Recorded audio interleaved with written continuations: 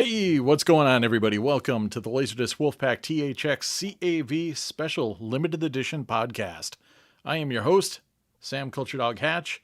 We are back with another film that is fairly maligned by at least critics at the time, but has a cult following now. Many cultists here on this panel tonight. So we're going to dig in. Finally, something I haven't seen before, probably since the Christmas special that Luke picked with the Silent Partner. I think that was the last one that I hadn't seen before. So thanks to Ryan for making this happen for me, this grand moment. We're going to talk about a video game adaptation. I'll bring that up momentarily.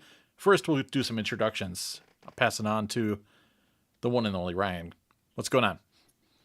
Thanks, Sam. I'm glad I could give you some culture in your life. Oh, sure. Yeah. Anyways, let's see. Who's next? Haller? Haller, you're next. Yeah, it's me. You didn't do your sponsored bit this week, Ryan. Yeah, who are you sponsored by? Setup. I do have a Burger King glass from the 80s. Oh, hell yeah, Doug. Respect. Hopefully that isn't lead-lined paint. I hope it is. Better flavor. What's up, guys? This week I am sponsored by this large collection of sealed laser discs that I purchased and that I will be cataloging in the background while we record this episode. Wow. I can tell you really got to have a vested interest in this episode, so that's good. Well, if I don't do it now, then it's never going to get done. Fair enough. All right. And I will, I'll pass it off to Luke. You know what, guys? I thought we were all growing out our mustaches for the episode, and we are going to shave it off, guys. That was the plan, but I guess I'm the only person that got the memo. You know what? Screw you guys. There you go. There you go. Looking good. Looking good. Yeah. Okay. Let's go. Whoever's next. Go. Maxine's coming. Let's go to Marcus. Hey, what up, everyone? Tonight I'm sponsored by a Mario shirt. That was an Easter egg in the last episode, if you were watching. So I'm wearing it again. It's kind of foreshadowing our conversation tonight. The worst Easter egg possible. All right, I'm passing it over to Hayden. What's up, everyone? Excited to be here. Excited to fight to the death defending this movie's honor. Tonight, sponsored by Hogs, held by Mario himself, the real Mario. So I'll pass it on to Max. Oh, is it me? Okay. Hopefully my mic's working and everything because I just got here. Yep, we can hear you. Well, sorry, I was waiting for a pizza that never showed up, so... That's like the title of my memoir. Who do we have to fight to get you this pizza? Yeah. Well, I mean, you know, pterodactyl and lizard, hold the mammal, spicy. It's a tall order. I see. Yep. Very apropos. Yes. Maxine the LaserDisc Queen, I'm brought to you by Rad Rex because I'm part dinosaur, guys. And he surfs. And I like Yoshi. Okay, I don't know who's next. That's the last time. And I'm sponsored by Kylo's got the night off. I'm sponsored by the band Ghost, and they right here, right now, Cinema Cup. So with water. All right. So we had a good stretch of, I don't know, it wasn't even all Ryan's fault, but people selecting my least favorite films in the 90s, like Phantom Menace and Waterworld, and I don't know, I probably blocked a few others out. So we decided to keep on going with beloved genre classics, one I hadn't seen before, so I'm going to lean heavily on the rest of you guys to do the heavy lifting tonight, because I've only seen this film once. It was last night, and I don't know what I saw. I think I might have hallucinated most of it. There were mushrooms involved, so it's very probable. But that is the 1993 big screen live action adaptation of Super Mario Brothers. Oh yeah, and thanks to Ryan for loaning me a copy so I can watch it properly on LaserDisc. Showing off even the burner borrowed copy has an Obi. Yes, SFX Jet Coaster movie. So that's a good way to describe what you could do with this disc after you watch it. Coaster. Wow, harsh. Hayden, are you going to take that? Oh, my time in the sun will come. Okay. Don't worry. All right. So This came out in 1993. I remember hearing a lot of negative reviews from critics and stuff at the time. I did not happen to get out to see it in theaters. But yeah, now I have since seen it on LaserDisc. We're going to tear into it, discuss the plot as such as there is, and then kind of get into the sounds and the visual quality of this particular disc, or maybe the American version. And yeah, we'll kind of see whether or not this is a kind of maligned piece of history to be forgotten, or if it's a super cool gem to be cherished and placed on the top shelf in your collection. All right, so first off, you guys have a lot more connection to Mario related stuff in general. Did anybody see this theatrically when it came out?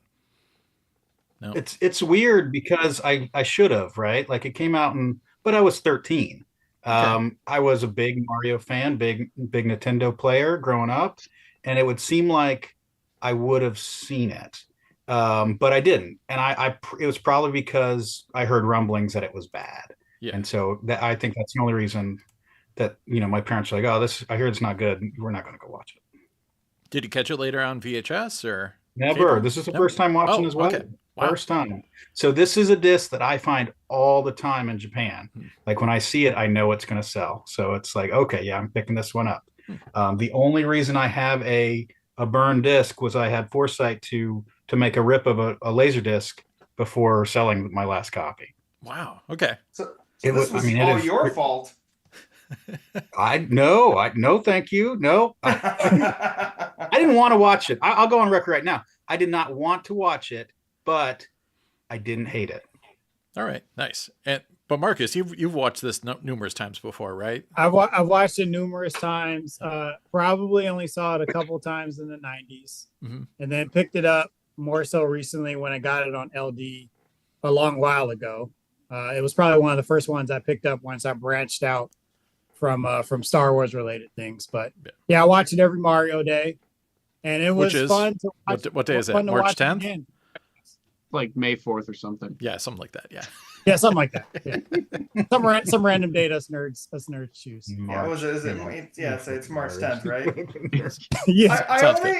I only remember that because I want to say that it was a big deal that they missed it with the more super recent Super Mario Bros. Movie. Like, now I gotta look at when that came up. Keep going. I mean, anyways, Nintendo. I think for me, sales.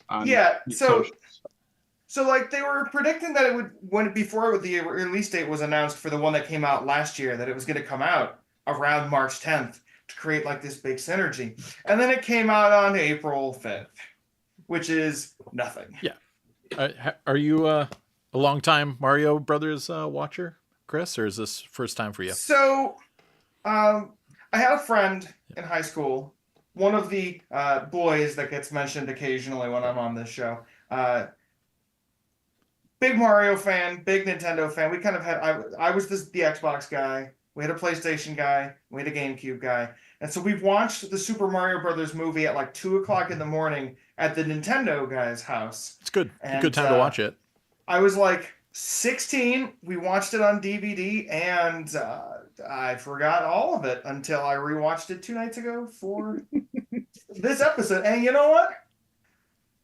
Didn't learn anything new about myself by watching it as a 29-year-old. I mean, other than you're like a part of mushroom royalty and you need to ascend the throne or something. It's a lot more interesting than it needed to be, is what I'll say about this particular movie. Okay. And, sorry. You were going to say? I'm sorry. So this came out in 93. 93, which was, correct me if I'm wrong, but this came out around when the best Mario game, Super Mario World, came out. Am I right? So Super Mario World's 91. It's a launch so a little bit after Famicom. But this isn't Mario World is the best. And when that game came out, that changed. That was it blew everything up, and my mind exploded when I saw that for the first time.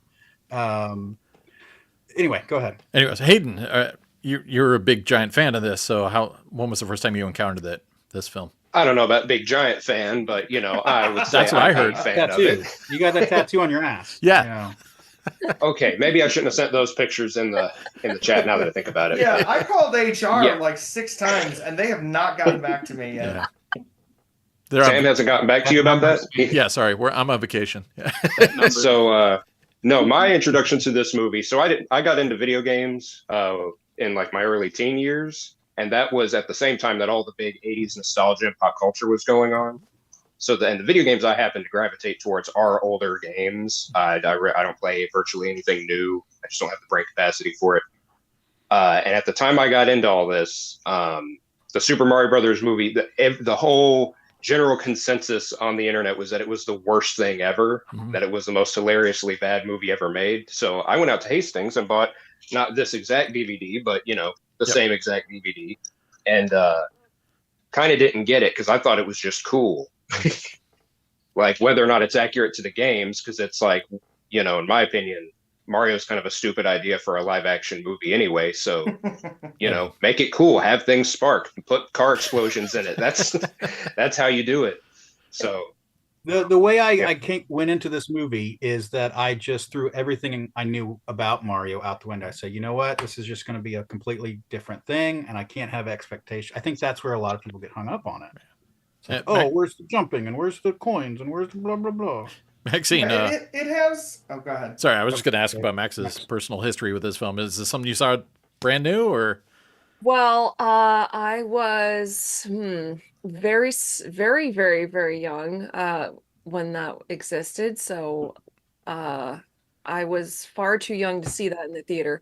But I saw it on cable for sure as a teenager, at least twice. And I was like, what even is this? And to preface, my family was the family that was like, video games rot your brain. So I had no video games other than Pac-Man in like one of those joystick controller ones that you could plug into the front of your TV. Yep. Like that was video games for me. So like I saw this, and then I got into video games much, much later, and then watched it again. And then that's probably like the sixth or so time I saw. I just watched it again last night. I think it's just wacky. And I think it's like, it had so much budget. Like, for what this, I mean, like, why did it have that much budget? It was like, they didn't even know what to do with it, or I don't know. Special effects went over. I don't know. There's lots to consider. I don't know. It feels like it was shot in like one big warehouse. Like they do make a lot of that one central square. Yeah. That gets used a lot. The reported budget for this movie was between $42 and $48 million in like 1991 money. Yeah. So that's like a quarter of Waterworld. And I think they make it stretch a lot farther than they do Waterworld. Yeah, good point. I mean, like, there probably was a lot of stuff that was left on the cutting room floor that probably would have made things be a little more interesting or make more sense if they didn't have to have like a constricted running time or anything like that. But like, I as a whole, it's wacky. It's like, there's a lot of things that make you feel like, oh, they're doing little things that are like human way of video game. And like, I appreciate all of it. And I really like this movie. So. All right. So let's dig into it. Super Mario Brothers, 1993 film from Buena Vista Hollywood Pictures, from the directors Rocky Morton and Annabelle Jankel, who are a husband and wife team that were very tapped into creating Max Headroom, which is one of my favorite television series of all time. So I was already primed to be interested to watch this from learning that fact. But then, you got to talk about the titular Mario brothers themselves, Mario and Luigi Mario. They tapped Bob Hoskins and John Leguizamo, of course, to be the plumber heroes of this. They are quite the pair. Anybody want to give me a quick synopsis or a start down the plot line of this film? I could try. The premise is Mario and Luigi Mario. Which that's canon in the video game franchise because of this movie. I mean, they kind of ignored it, but it caught on with people, and then Miyamoto, who created all this. Wait a minute. Before we even talk about the characters, the whole the crux of this movie is based on the fact that the dinosaurs were living on prehistoric Earth, and then the meteor came, and it hits the planet so hard that it splits Earth into two parallel dimensions. One in which evolution of mammals goes off normally, and one in which evolution of mammals is based on dinosaurs. Yes. Yep. Which Dan Castellaneta shows up in the very beginning vocally to drop a narration that is just so quick and impossible to follow. He's like, what if you were a plumber? And what if a plumber lived in Brooklyn? And what if there was a world of dinosaurs? And what if those dinosaurs were really into tacos? And what if those dinosaurs that were into tacos decided to evolve? And what if they came back? And I'm like, what? Huh? Hey, you know what? Let's check your tone there, buddy. You know what? Let's calm that down. I don't think you sound like that. I just remember at the end of that, I was more confused than I was going into the film. I was like, the fact that a meteor hit so hard that it literally sucked the dinosaurs into another dimension and left the humans. Yep. It's something. Like there are so many choices being made in this movie. That's what's so interesting about it. It's like, how did you get to that? And my other question is, why are there dinosaur bones that Samantha Mathis is digging up when the dinosaurs are all in the other dimension? But who cares? Let's go. Whoa, not all the dinosaurs, just the dinosaurs that... So only some of them died and stayed in our dimension, I guess? And then the ones that got hit by the physical meteor... They died and stayed here. Okay. Well, what good would it be for the dead dinosaurs to go to another dimension?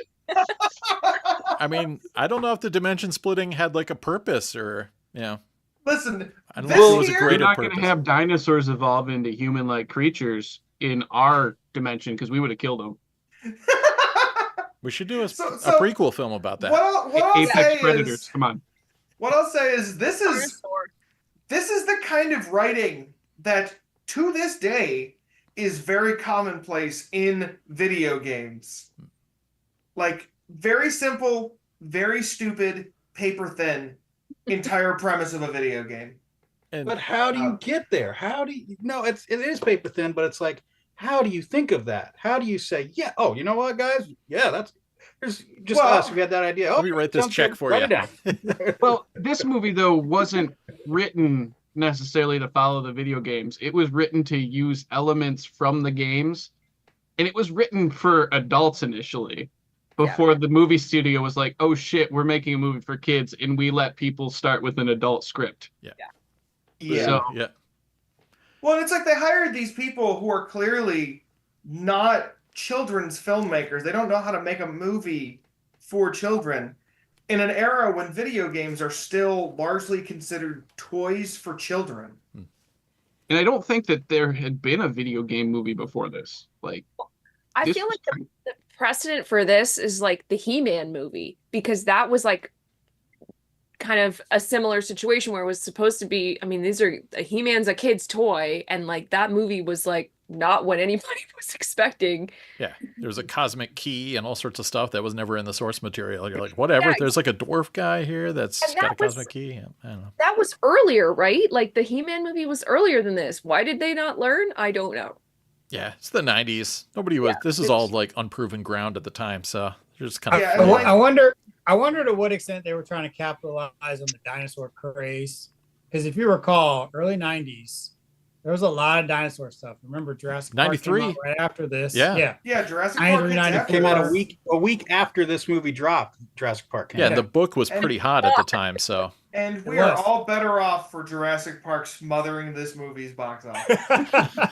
Very true. The problem is definitely a product of its time. Watching this movie, I was reminded of the early 90s of like, oh yeah, kids like this. I think kids still like this stuff. But I remember being a kid and like, oh yeah, all this goop and this explosions. Oh, it was great. And so, yes, our heroes, of course, Bob Hoskins, John Leguizamo. Leguizamo, we learn, is an orphan that Bob Hoskins took under his wing. Not brothers. Yeah, they're not brothers. Yep. They bump into Samantha Mathis, who is part of a group of students that are unearthing dinosaur bones. And, of course, there's some sketchy, construction moguls that are trying to put up some new buildings. And, of course, their excavation is in the footprint of this incoming building. So... there's some sparks, and then there's some romantic sparks because John Leguizamo and Samantha Mathis fall in love immediately, which I'm fine with. Now let's talk about Bob Hoskins as Mario is he the best wingman in cinema, or is he the best wingman in helping John Leguizamo? Yeah, John has no game, as they would say in Last Dragon. And good girl. Yeah, Bob's like, yeah, what idiot here is trying to say is, yeah. Yeah, he's so brutal to his brother, but it works out. Like, not his brother. Yeah, well, sorry. Do they ever say they're not brothers? Yeah. They say that he was orphaned and because Samantha Mathis he is says talking he about, says Mario brought him up. Brother, whatever. Then later on he says, Mario, if I die, you're going to be an only child. It's true. They it's the relationship. I mean, he's the gone. older brother. He would have raised him if their parents died or something. But I mean, that's true. It's You a got movie point. about two But he orphans. says he was orphaned. he did. That's why they I'm pretty sure I didn't hallucinate that part, but I could be wrong. No, they're sitting. But if their parents died, then that would be a true statement. Well, he said No. Mario's his mother. you got a point. Well, yeah, because he raised him because he's older. Yeah, we need to dig back in this. All right, let's see what the chat has to All say. right. Yeah, The we chat gotta says- shut this down. We gotta rewatch it right now. All right. Yeah, sorry everybody. We'll be back We'll be next week. The chat Do says we they're want brothers, to- but whatever. Do we want to talk about this movie or defeat this movie? I mean, We're doing both, I think. Both effectively. but yeah. So, anyways, so it quickly turns into this kind of meet cute situation. Samantha Mathis gets dragged into the situation. She goes out to dinner. We get to meet a number of other interesting characters along the way. Of course, Bob Hoskins has a girlfriend that Luke's in love with, who. There's a lot of va-va-boom kind of stuff in she's this kind movie. of- Wait, you didn't think she was attractive? You're like, oh, look at that garbage bag. I over didn't there. notice one way or the other. Mario's girlfriend in this movie is like the platonic ideal of hot Italian lady from the early 90s. Like, there's a genre of those She's women hot right that pop now. up. If I saw her right now, I'd be like, I don't know. No, Mario's girlfriend was fine. Yeah. there you go. Is that so She hard? still is. She still is. Yeah. Also, like, during all of this, there's like this background element of apparently women have been going missing Yes. from Brooklyn. There's this like city of which- lost which they women, explain. city of lost children thing going on. Which doesn't get mentioned until an hour into the movie.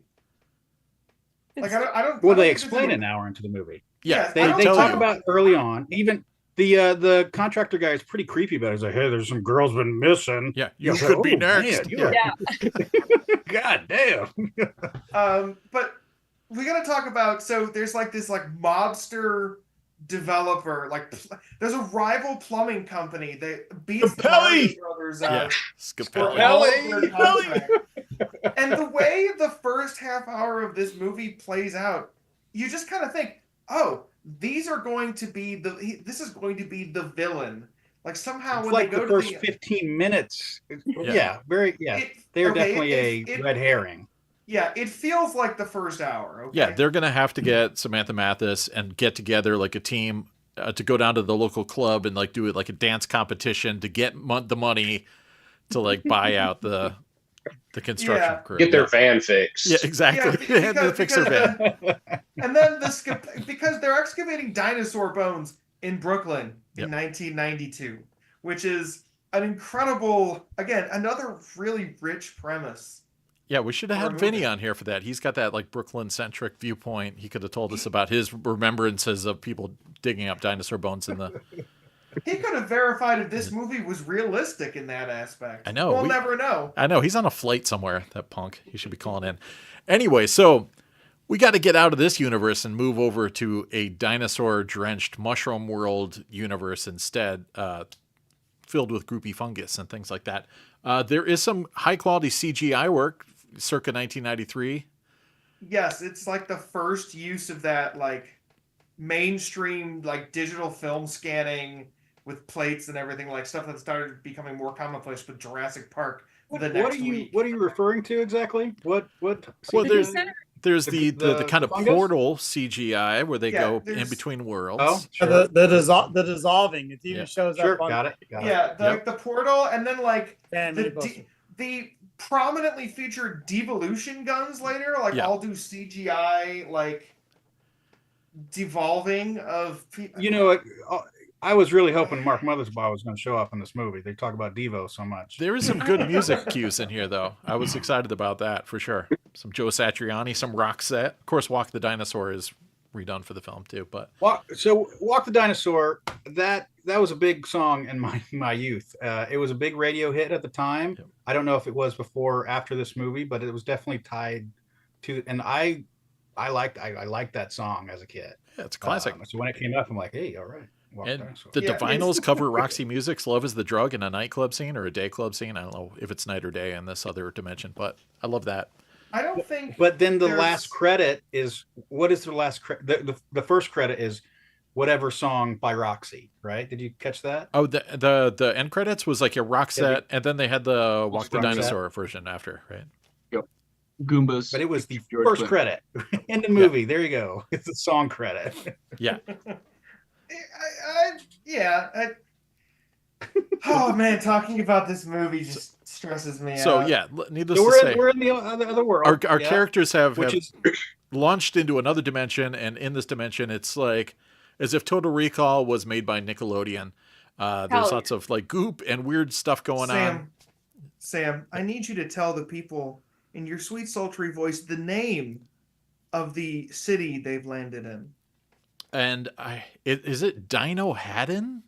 Dino Hatton. That's all right. Good. I did not imagine that part. Did they say it in the movie? They absolutely do. Oh, there you go. It's very. I don't remember them saying it. It's at the very beginning, like, "Hey, what are you new to Dino Hatton? You just get here, brother." Yeah. And of course, we got to get into Iggy and Spike, who are some of our early friends from Dino Haddon, played by the awesome Richard Edson, original Sonic Youth drummer. And there you go. And of course, also Fisher Stevens. Do the Right Thing. Also in Stranger Than Paradise. Also in Ferris Bueller. Also in Strange Days. He stole freaking Cameron's dad's car and took a joyride. He did. Man, why are we watching Strange Days for this podcast? Dude, now that episode I will be here for, because that's right up my alley. I've never seen it. All right, cool. Write it down, Ryan. I'll send you an American then you have copy Fisher Stevens with them. Yes. That guy's career is amazing. Like Short Circuit. Post Short Circuit 2. They are. Fast forward to Oscar winner for a documentary, and then Wes Anderson wants him in all his movies. Like, what the hell's going on? There's like some genuinely good like character actors and like B-tier actors in this movie. That's my favorite thing about it, is because a movie like this with anybody other than Bob Hoskins and John Leguizamo in the leads, I probably would have tuned out pretty quickly. But then you start layering all these other interesting characters, like Fiona Shaw shows up in here. Yeah, like Fiona Shaw Lance Henriksen. Lance Henriksen for one line. Shot. I liked Todd, and I love the Goombas. Yeah, so you got Mojo Nixon showing up in here. So I was like a big Mojo Nixon fan with Elvises everywhere. That was like a cool, like alternative, late night MTV hit back in the day. So he was just fun, But he's not on the soundtrack. I know, that was weird. He's acting in it, but he didn't make soundtrack cut, huh? What is on the soundtrack? I was Brian? reading that they wanted Tom Waits, but then Mojo Nixon's manager said, "Oh, Mojo's basically a third rate for half the price." Third rate Tom Waits. Half the price, yeah. So you've got Roxette, the Divinyls, George Clinton featuring or with the Goombas, Charles and Eddie, Marky Mark and the Funky Bunch. Oh wow, yeah. Extreme, Joe Satriani, Satch, yeah. Megadeth, Queen, and Cantaloupe, US3. I don't know who US3 is, but yeah. I mean, this soundtrack's actually not bad. Cool. This is a Greek release, by the way. Well, you got to have the Greek release. I mean, well, I don't know if there was a US release, but like a decade ago, I was like, hey, I'm going to get some records I can't find here. And this, of course, was on my list because this is a good movie. And I love it. Yeah. So I just wanted to point that out in terms of like scale. This is a great movie. Okay, gotcha. Okay, I'm gonna reiterate the strong counterpoint that it's an interesting movie, but it might not be good. It is interesting for sure. I mean, just from like a set design standard, the costumery, everything is pretty wild too. Yeah, so you get the Koopas that we mentioned who have been possibly abducting these girls that are going missing from Brooklyn, and they're working for President Koopa. It's the two guys. Yeah. The two guys grabbing the girls. Yeah, well, Yeah. I said it They're mysteriously just because grabbing- because They're grabbing any girls in Brooklyn. because they need them for their magic plan. Well, they're trying to find. And they can't tell one mammal from another, you know? They all look the same. And yeah, they're Well- working under the thumb of Dennis Hopper's President King Koopa. So Yeah, this is Who makes a really late appearance in the movie? yeah, he's like an hour into the movie. It was 35 minutes. I looked at the timer. Oh on my the- god. Eric in the chat How wants to is know this- if we're going to do a Texas Chainsaw Massacre 2 next and just keep doing Dennis Hopper films. Yes. Oh, I I love forgot. that. We've got one in the forgot he chamber, was- we think. I Sam, forgot he was in the last movie. God damn it! Oh. he gives like a better performance in this movie than he does in Waterworld, which is really strange to me because I don't like King Koopa very It is a much. blessing. His performance as Donald J. Koopa in this film is a blessing to cinema. Yes. Every second he is on screen is perfect. When they He cut is- to him he in is- the mud bath, my Yes. fiance and I were dying. It's so good. He's like I guess- it's dirty and clean at the same time. Maybe I was watching this in a very different mood than you were. Yes. I No, watched he all rocks. of He that. rocks this character. He absolutely rocks that character. Because the whole time I was watching this movie, my PlayStation's out right now. I've loaded it up with all sorts of games, and all I could think of is I could be playing PlayStation Well, that's instead the of problem. watching this movie. You're watching it under a cynical headspace. It's terrible. So yeah, For the Dennis record- Hopper is there. He's hanging out with Fiona Shaw's character, who's it's weird seeing Fiona Shaw as this kind of like voluptuous, like kind of side piece. Lesbian? She's Yeah. She's like Well, I didn't wanna she wants make to own the assumptions, princess but- bad. Yeah. And yeah, there's this whole concept that maybe Samantha Mathis is a long lost mushroom princess or some sort of princess. And she is She is the princess. What are you talking about? Yeah, like they Yeah, she was I'm birthed- trying to she was frame birthed- this in like a mysterious kind of thing. No, what are you talking about? What's wrong We with you? skipped the part where she was Trying birthed to- from an egg. Yeah. Yeah, she in the came from an church egg, but she's a mushroom. with the nuns like looking over her, right? Yeah, they deliver her to an orphanage, and Yeah. Yeah. Seth, you're trying to preserve some sort of mystery Yeah, that exactly. does not exist in the movie. Yeah. They It's not like these were new they- characters. They pieced this puzzle together like that. It all right. is. So The anyway, scene so she's got a magic rock. You got Roller. the rock. She's got the rock. What's wrong Right. with you? Come on, Everybody let's wants a speed magic it up. rock. And let's not forget, it's the asteroid that killed the dinosaurs. Totally In adds this up. So okay, real quick, I have a list of things I want to talk about. That rock is one of them. So that is a piece of. I'm sorry to spoiler alert for people who haven't seen this movie since '93. You've had enough time to watch it. I saw it last night, so I can't be the so- only one. This rock around her neck is a tiny. Okay, so this huge meteor that we see later in the movie. It's huge. It's like the size of. It's huge. It's a room size. Like it's when it hit the earth. You're telling me only that rock chipped off from that, and that's it. That's the only. And the whole point of the movie is to get that rock chip back into the meteor. And I was it like, completes it and turns it bravo, into this movie. kind of Bravo. That's great. yeah. What does happen? It like makes the portal more accessible, or No, it It- blends. it The idea- combines Blends blends the the world. worlds, yeah. Point back Did together. you even watch the movie, Sam? oh, I watched it, but I to wonder. Yeah. Yeah. it- Sam's a But they hater. dissolve and they get to the construction site and then they have a random experience. yeah, and then there's it like does a all whole again. midsection of this movie that is just like already a giant blur in my mind because they go on all these adventures Explosions. with like Lots of explosions and cars. God, they got Awesome. cars that have Mountain. like they're like bumper cars because they've got like the overhead spark connectors, Yes. so Yep. Are- which It's a different- sometimes Oh, are yeah. connected and sometimes Everything is always sparking. It's always Yeah. burning. It's always smoking. Things are always crashing. Something is Wait a minute, always wait a minute. happening. There is not a split second where there is not Yeah. some shit going on. Hey, we didn't bring up Big Bertha, who just Listen. shows up immediately and steals the rock and flies Yeah, off into the.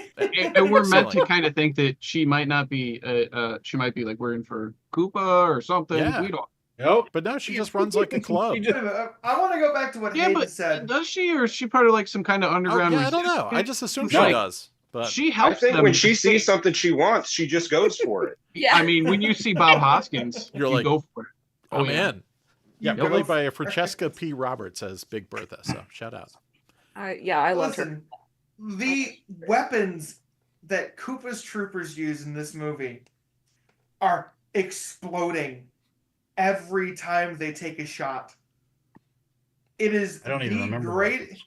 Yeah, they all have The like flamethrower? rifles. Yeah, it's just flamethrowers, just like Yeah. endless okay. But flamethrowers. they're like if a flamethrower was combined with like an M1 Garand rifle, and he's like shooting like grenade shots as it explodes out of the gun. But Yeah, it's always like failing on him, which is great. Yes. The pilot's getting blown out. Like, Well, I mean, dinosaurs can't design good machines. We all know this from experience. Yeah, I mean they're like That- trying to make their own Manhattan, and yeah, that's the other thing. It's The just a warehouse. dinosaurs have evolution controls, which we evolved and did not invent evolutionary controls. But apparently, at We some suck. point, they Yeah, designed. But we made Devo. Yeah, we we did made make Devo. Devos. Yeah, there is a lot of Devo in this film. It's like written in a couple spots. So yeah, they actually have this machine that can devolve you or evolve you. I don't know why he decided to wait to evolve his dumb relatives until like halfway through this adventure. When he evolves them, they become Spock from Star Trek. Yeah. No, they're like they start they're talking so about smart. They're logic. dumb. They're still dumb, but they Oh, just yeah. talk smart. does he evolve both of them or just one of them? I think Yes, they both get it. Both. Both. Have you seen this movie? Yes, it was both of them. What's wrong with you? right before they go to the desert, they're evolved. Yeah. Yeah. He's like, he's making fun of him. He's like, oh no, not me too. Oh no. Oh. And then- yeah. Poor Toad who gets devolved into a Goomba, and the Goombas are all just comically small But headed. he's okay with it. Like, he Yeah. seems to be Here's okay. the He still has his Gets a harmonica. harmonica. He's They fine. give him his harmonica back. They're like, Yeah. oh yeah, he's not going to be able to use this. Like whatever. It's like Yeah, and when it finally got to the point where they were all in the elevator, and they're like, "We're hiding behind them. I'm gonna make them dance for some reason." I Yep. completely lost my mind listen. at that point. Dinosaurs can't help it. They love to dance. Everybody loves And dancing. I'm Everybody not quite loves sure dancing. what the goal, what the purpose of that. Like, is that gonna help them hide better if they're well, dancing? they're dancing. They're not paying attention. Okay. They're, Case them they're distracted. dumb dinosaurs. Okay. I love I think Luigi just thought it would be funny. I think he just saw an opportunity and he thought, like, They you should know, be dancing. this would be good. Never question Luigi's intuition. Never He question trusts the his intuition. fungus. Trust the he fungus. believes. That's true. Oh, that's right. Princess Daisy's dad has been devolved, not killed, devolved into always like omnipresent fungus. Yes, and Yeah. he's To be We fair, watched the that's movie. kind of like I know- a video I game know thing. this. They Yeah, never that kill really anyone is. in a video game. Yeah, and I actually think that's a kind of cool idea because in Mario 3, all the kings of the different kingdoms get turned into like different animals, and each time you beat a level, they revert back to human form. Yep. So, like But with they don't this, turn it's like into fungus, right? That is all over the no, entire but this world. this movie takes place in the dinosaur land, like Super Mario World, as Yeah, you Luke. were pointing out earlier. doesn't So then take the place in the mushroom, Mushroom Kingdom comes from them turning him into fungus goo. And- It's a big choice. You get 2 for 1. and it's pretty gnarly looking. Real fungus. quick, I'm sorry. Like we're all talking. I want to go back to Big Bertha. mean, yeah, sure. Marcus said in the chat that he had problems with Big Bertha. I would love to hear your hot take. Yeah, I just didn't like that she was, and I mean this happens in 80s and 90s movies. I get it, but she was the butt of all the jokes because she's like an overweight I don't woman. remember her. And maybe that. What's that? I thought she was awesome. Like I know I didn't get that impression. she's got her own club and she like has access to like all these sweet shoes that you can fly through the air with and like But I guess it's Well, supposed to be like connected, funny like- that she'd be into Bob Hoskins, like But I want implying to hear that Marcus. he shouldn't be into her. explain. I want to Yeah. hear. I mean he's Yeah, no, Bob I mean- Hoskins. You know. I thought that they did her a bit wrong. They were, but again, this is how movies were back then. They made fun of overweight people. I mean, Yeah. it's just For sure. right. If it They'd be makes a little you bit more Okay. sensitive today. So I was They just called her Bertha. Just call her Bertha. Bertha. Not Big Bertha. I was empathetic to her plight. But that whole like kind of club scene with her, that was pretty wild because the Mario brothers get sweet new duds, which are pretty awesome, like super 90s hip outfits. There's apparently a the band's girls' clothes. The yellow and the blue. the girls' clothes. Yeah. Yeah, that threw me off. I was expecting it to be red and green, like it was yellow and red, right? Yeah. Yeah. Yeah. They were But yeah, basically that threw me off that they didn't have very the right colors. masked dancing suit, you know. Well, I mean, they're disguises. So if Mario and Luigi are in disguises, they'd be smart not to wear red and green. You wouldn't even know it's them. Yeah. Yeah, Except that Yes. they're humans. But then again, humans and dinosaurs don't look that different anyway. So except that they're plumbers and their photo is everywhere. But other than Yeah, that, we wouldn't know who they are. I did want to see, like, I'm sure Maxine would agree, there was apparently a house band set up in the back called the Soars, like SAURS, and I never got to see the Soars rock out. So I saw that. yeah. There just wasn't enough time to focus on that part of the world. I bet building. that was left on the cutting room floor. I bet yeah. there's stuff we haven't seen. I'm gonna go looking for it. Maybe the extended cut. Luke, didn't you find like some super fan cut? Oh god, not the Morton There is an Jankel extended cut. cut. The Morton yes. Jankel cut. Yep. There is a fan edit cut that Ryan watched. I have not watched. It's a little rough to watch because the last version I saw, unless they restored it more, there's lots and lots of just cuts and it's off of VHS master and But back to Big Bertha and those boots. Those boots are, Sam, I'm talking to you. They are in Super Mario World. The wind up boots. That's what I saw when she had those cool boots in Mario World. He jumps in them and he kind of jumps in the.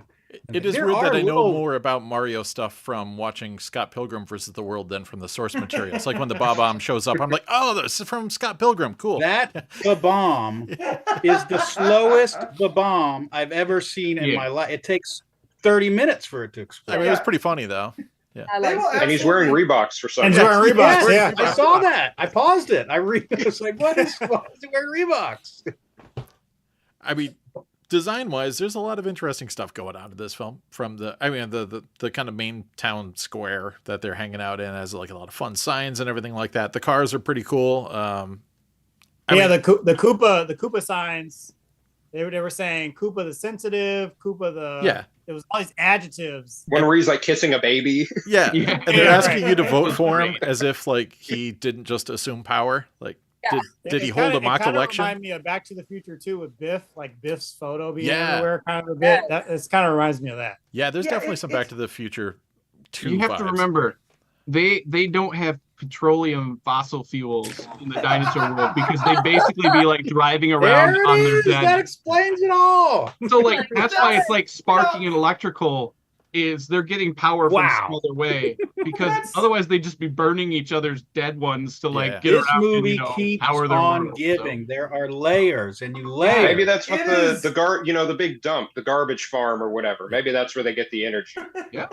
I mean, I was excited because there was so much talk about humans being evolved from apes that they keep talking about devolving them and they Oh. never do. And then finally there is the payoff. Wait a minute, How? Hal, remind me. Do you teach? We got you the teach payoff. science? I mean, What do Yeah. you teach, Hal? So I teach biology. I Okay, do so teach- this has to be required material Yeah.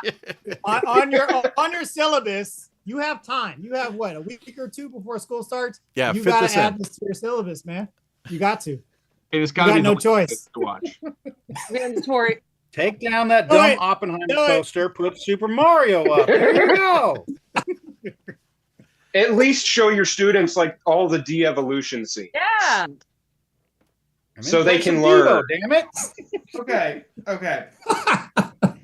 I can't unpack this because I don't think anyone would find this interesting.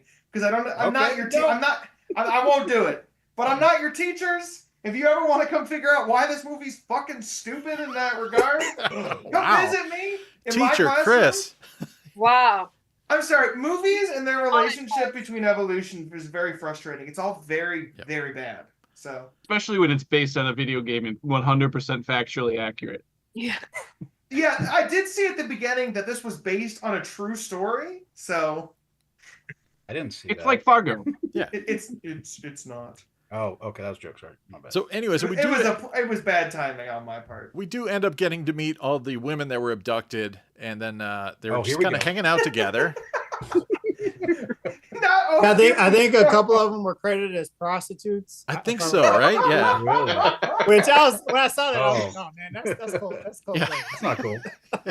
I'm excited because of the one lady that's smoking a cigarette for like the entire time. Every scene in Including- the background, she has a cigarette. She's just like, So did she bring Even it when with she's her, or going did down the the dinosaurs slide. invent cigarettes also? Oh, she brought it definitely with had her. a She pack brought- with come her. on. Who tried? She's like, "Oh, you about to abduct me? Let me take this carton of cigarettes with me." Yeah. So, like, I mean, let's be realistic, Hayden. If the dinosaurs had invented cigarettes, Dennis Hopper would have had the biggest cigar. True. And he would have been chomping it and smoking it and blowing out mushroom-shaped clouds. Either that or a cigarette holder. I'd accept either one. Oh, yes. In the mud. Okay. Again, I'm very fascinated by the choices made. So somebody in this movie said, "Hey, you know what? One of these girls should be smoking a cigarette. Like she should be like full on smoking the entire time." And even when they're going down the water slide, Slide, Yeah, we haven't gotten to some of the action set pieces yet. Oh, wacky. Yep. what was it with like early 90s, late 80s, like water slide? We got to put that shit in there. You got Goonies, you got Bill and Ted. You know. That was a great sequence, though. Like it was perfectly long. cartoony. It was just like It did go for a while, yeah.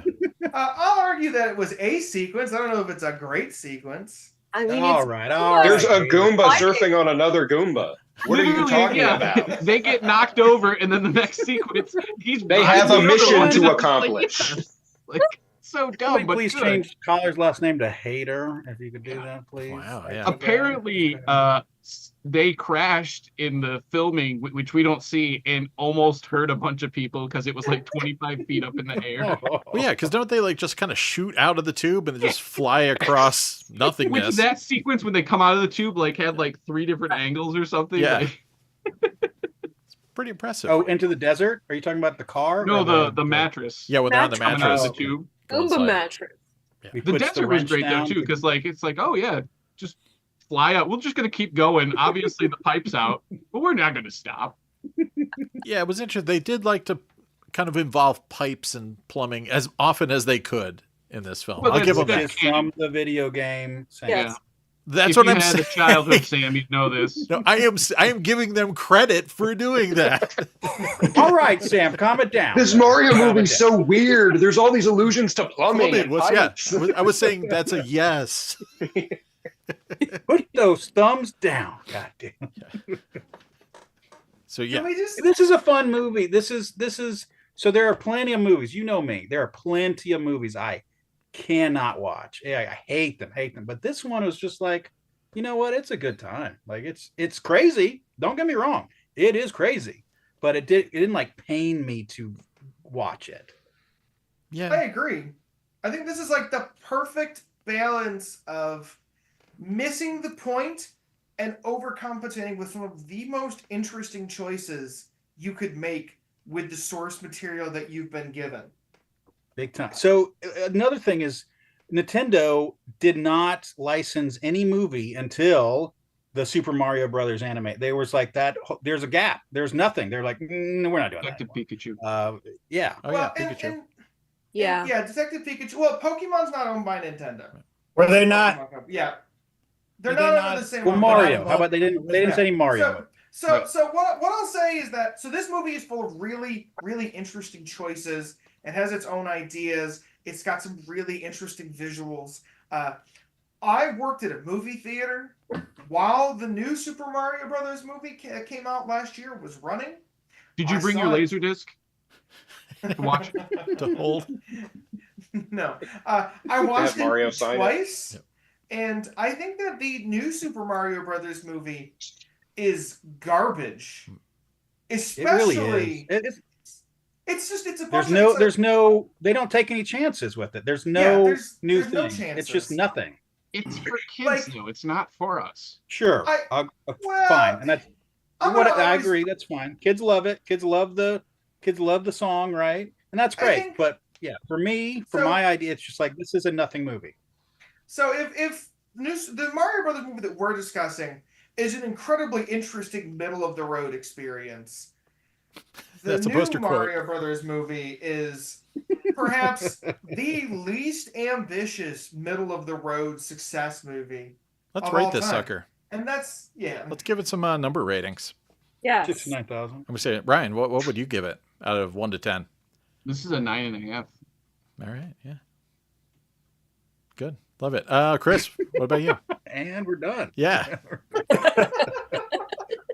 I gotta go. Hang on, let me mute him real quick. Yeah, I'm gonna balance the scales and give you a nice strong, interesting 5. Okay. Yeah. That's high Luke, for you. what do you got, Luke? I go 8. Okay. 7, 8, easy. All right. Definitely recommend. It's Marcus? A very healthy 8. Okay. Very all healthy right. 8. Yep. Sir Hayden. I'd go somewhere between 7 and 8. Like, it's bad, but it's so interesting and entertaining that it kind of doesn't matter that it's bad. All right. So it's bad. just fun. It's fun. Yeah, exactly. All right, Maxine, what do you got? I really like this movie, and I would say an 8.5. All right. I'm gonna go ahead and give it a strong 3.5 to a 4. That's Okay. all. Oh, snap! Thank God, Sam. I actually expected to like this more because the more I kept hearing about it, I'm like, I actually really do like anything 90s that's like remotely sci-fi and has that 90s flair. I ended up watching Double Dragon and loved that. So I thought I'm gonna actually enjoy this when I watch it, and I thought I was gonna dig it more than I did. I'm pretty sure I'm still suffering from like some hallucinogenic after effects from having watched this film, so I'm not quite sure about any of it. I'll probably watch it again. Take to, all like, those mushrooms. yeah, Took a shit ton of I'll mushrooms. probably have to watch it again to let it really settle in and maybe make a final decision. So this is a tentative 3.5 to 4. My final thing, Probably just in the watch it context, in the context of having seen the new Super Mario Brothers movie, this movie has gotten better in the context of the soulless, ambitionless modern animated movie. Is what I'll say. All right, well, let's close this out with some LaserDisc talk. Everybody watched different, like, Japanese. Some watched U.S. copies. How'd it sound? How'd it look? I thought it looked pretty solid, and sound was decent. It wasn't like an AC3 mix or anything crazy, but it sounded good. There was a music couple was like good, strong, like rear surround moments. I remember a few points. Yeah, I watched the same disc that you did, and I thought it had a really strong Dolby Surround mix for this era. I thought the video quality was bad, but the sound quality. This one was okay. Yeah, but it's what I expected for a 1993 studio release. Yeah, what do you got there, Mark? Is that like a Japanese chirashi, like advertisement? Japanese mini poster. Yeah. Yeah. So my copy happened. My U.S. pressing happened to come from Japan, and this was slipped in there. That's cool. Little bonus. Yep. Nice bonus. So yeah, this it's got analog, Dolby Surround, digital too. This one's got like some trailer stuff at the end, like at least 2 or 3, right? Yes, it has a couple of TV spots and the movie's trailer. Yeah. How'd this sound in your pad, Maxine?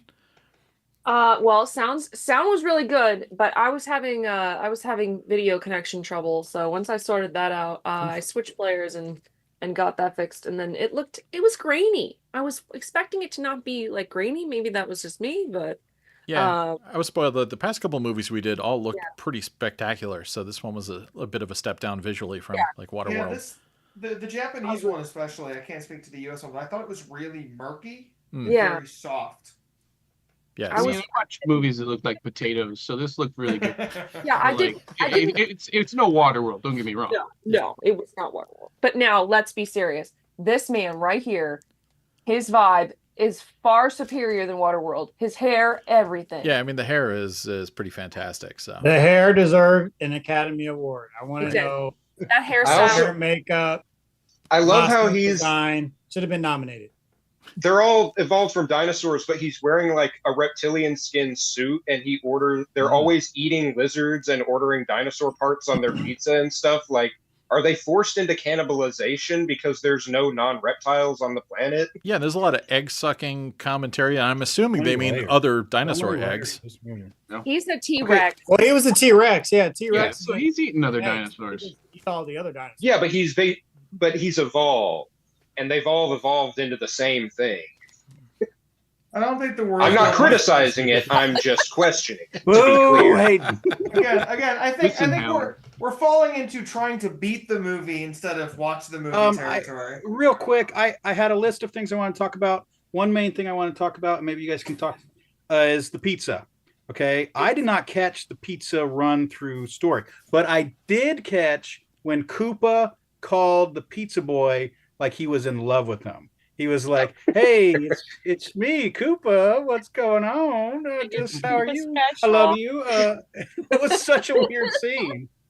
Man. I love it. It feels like they had wanted to make it a running gag the whole movie, and then it all got cut, but like 2 sequences.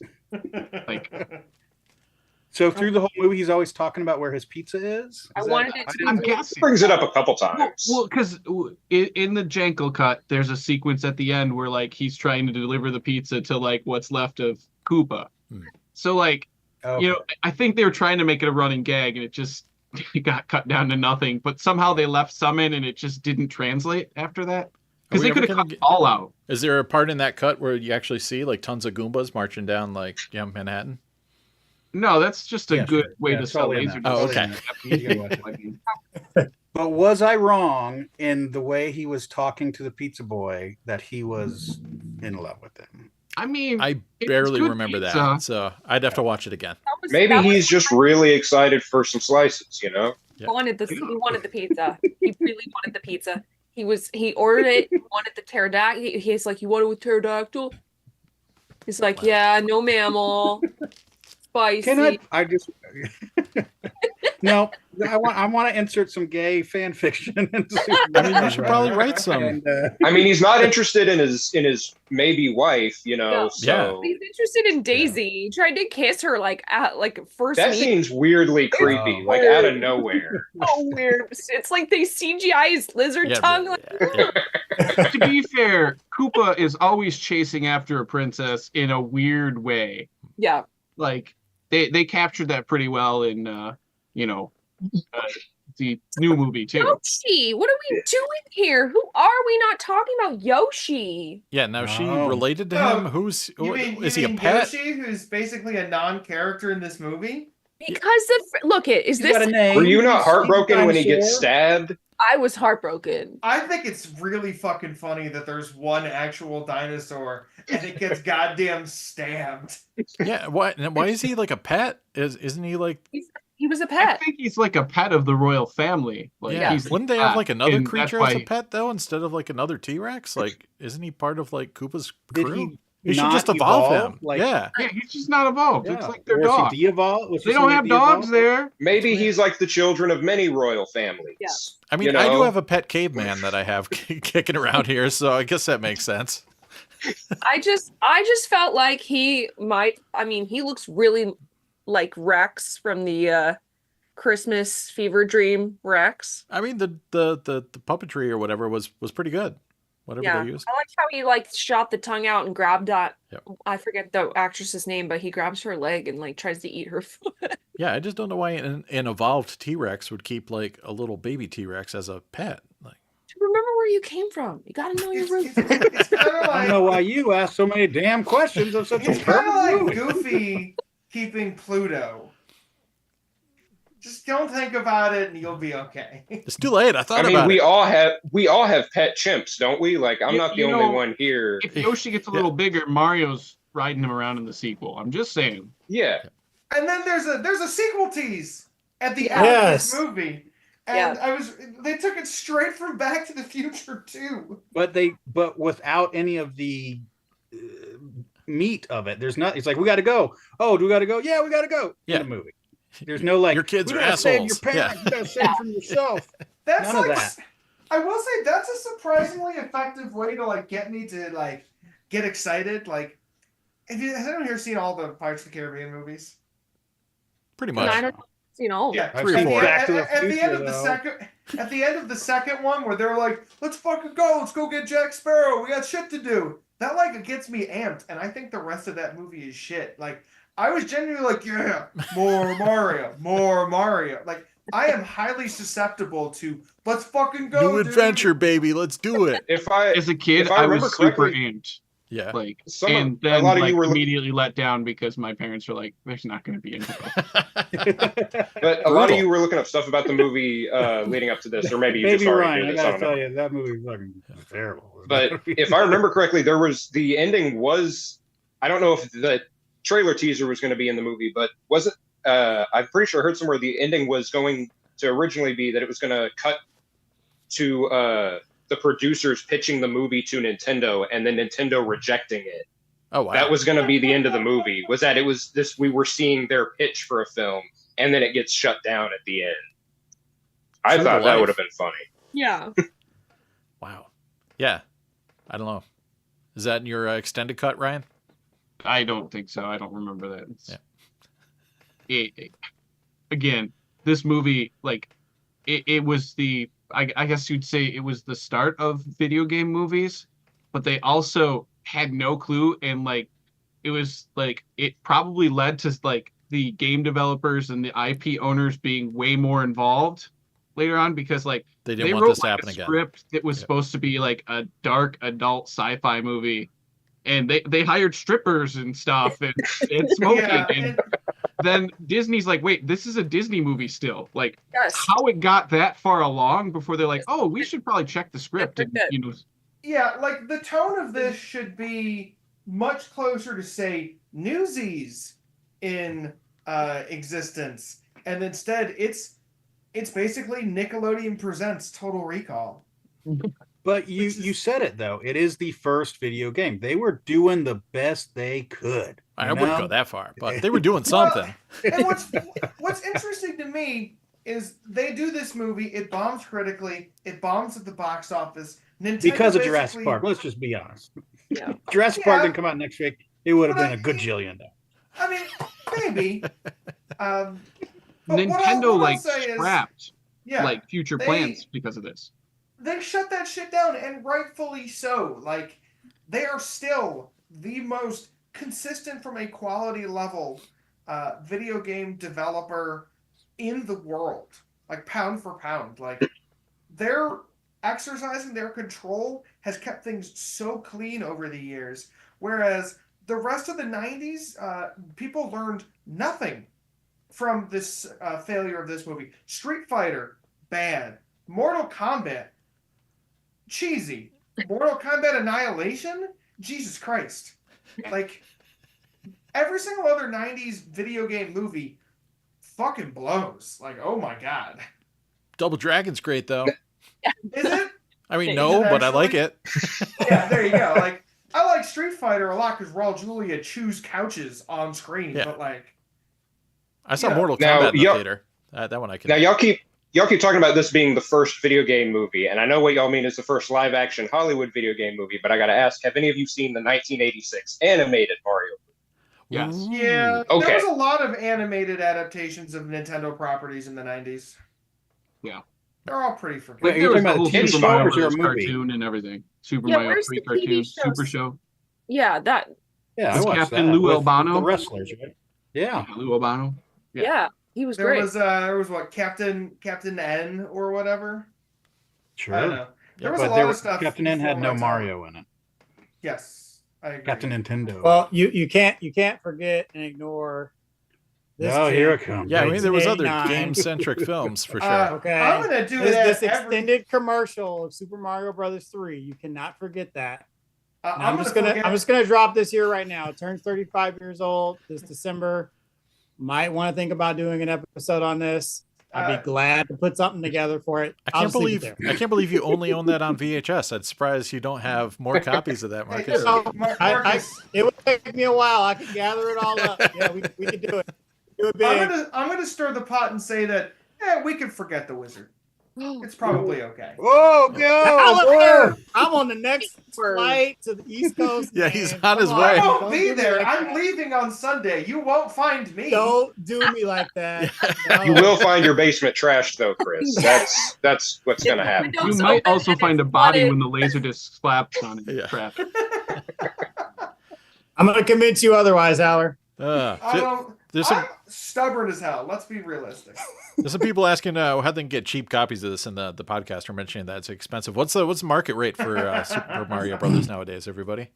I mean, the U.S. copies 80 plus. Wow. And Yeah. the Too much. Japanese copies approaching 50 to 60 now. I Yeah, looked, I and would it's like say 55 was like the cheapest one. If you If get I another find one, one Luke, in are you going to Japan- keep it? No, God no. If I find Send it to me. I'm selling it for $20. I mean, that's Aiden wants it first. Yeah, send You it to gotta- Hayden. I bought mine in a lot on Yahoo Auctions with a bunch of other stuff, and it ended up being a lot more because of fucking shipping to the States. But I I paid about, I would say, $40 for my copy. Max, you probably had one for a long time, right? I have had this almost since day one of collecting, weirdly. Wow, okay. I've had many copies pass through my hands, never got anywhere near any of that money for them. I guess it was the cheaper era of it when I had them, but I haven't seen one in a long time. US wise, I have not had one in a long time. Snap. All right. They're heating up. Yeah, I got mine from Japan for like 300 yen. She got it shipped with a bunch of other stuff. Looked like it's only been watched once, which Luke says is, par for the course. Yeah. Yeah, sweet. That was a solid joke by me. I don't know why you guys didn't like it. Yeah, it was fairly common, I'd say, pre-COVID. Like, Yeah. You could probably get it for like $15-20. And then it just heated up, and it's not gone down. I got a sealed copy like a year ago, and that was just somebody wanted to frame it, and I'm just like, all right, pay whatever you want to pay. Yeah, Game Boy GTS in the chat says he got his copy in 2016 off eBay for like $18. So Yep. yeah. But those days have sailed on, apparently. Yeah, well, COVID shot the video game market. Like, people I were mean, home, but then the and movie they- shot it up too. Come on, the animated movie probably blew For it sure. up. I agree. think I maybe like 5 have gone through my hands. It's not super common. I haven't seen them, but yeah, there's like I said, if I see it, I know it'll sell. So I'm like, yes, I'll get it. I agree. All right, so I think I I think we determined that this is a quality film. Everyone should get a copy on LaserDisc and enjoy it in the comforts of their own home. And all right. I will have a copy for sale as soon as Sam says Yeah, that one. actually, get ready, everybody. I'm going to mail Ryan Sloaner back, and then Sam's not going to send it back because he loves it so much. I mean, yeah, come on, Ryan, let me keep it. You heard it here first. That's his first pickup for the night. No, I'll be heading to FedEx in a hot minute. Let's go. Yeah, we should do some pickups now that you mention it. It's time to show off discs and things like that. Luke's up first, right? Yeah, Luke's going Luke's, first. Luke's got his stuff, and then he's going to bail on us because he wanted to be Yeah, I here have to work because in he the morning. loves Super Mario so much I do. I got to watch Super Mario again. that he So made that's an what I'm effort. doing. I to said I got to appear with work us. in the morning. You suckers bought it. I'm really just going to watch Super Mario again. I got a box today when I came home from work from Ryan. He's a good dude, and he always sends me some good stuff. So I got a nice Stand By Me. Oh, Some nice Japanese common-ish. I've got a nice Three Amigos. Nice. Nice. This one was the first one he said. I had this is a good one. Polyester hairspray. I'm sorry, not polyester. ooh, I like that Very Yeah, nice. cover. sweet jacket. Got Yeah. Divine and Ricky Lake. I love that. This one was I looked it up and it says the movie's horrible, but I've never seen it before, and it's a nice Italian movie called Ho with what's his face, John Paul Beaumont. Oh, nice. I'll bring my Genlock. We can find some subtitles for it. Done. Great and pose done. he's making there, though. So yeah. Let's see. I went on a little mini vacation. I don't know about you guys, but whenever I'm going on vacation, I always hit all the record stores. I know Ryan does. I don't know about you losers, but I found this one. I was in where was I? Astoria, Oregon, which is famous for the movie Goonies, and also That other one. Total Recall and Super Mario Brothers. And Yes. The Wizard. Yeah. Kindergarten Cop was filmed there. Yeah. That's a fun one. The guy, there's a video store that's still going, and they had some laser discs, and I found this guy. Ooh, There's a nice. heart. That's awesome. Yeah. Yeah, it's a one-sided, 2 episodes on there. It's pretty cool. So Super. yeah, pick that up. Cool. I've been secretly collecting the Cinema Disc collection. There's one that was that's expensive. When I say expensive, I'm like $40, which is it's expensive for a Cinema Disc. But I just said fuck it and I bought it. And this is Tarkovsky's last movie called The Sacrifice. Mhm. Tarkovsky, the famous Russian director who did Solaris, and his movies are just like they're amazing. Like he's an alien that came down and just created movies to blow our minds. I can't even like describe it with anything.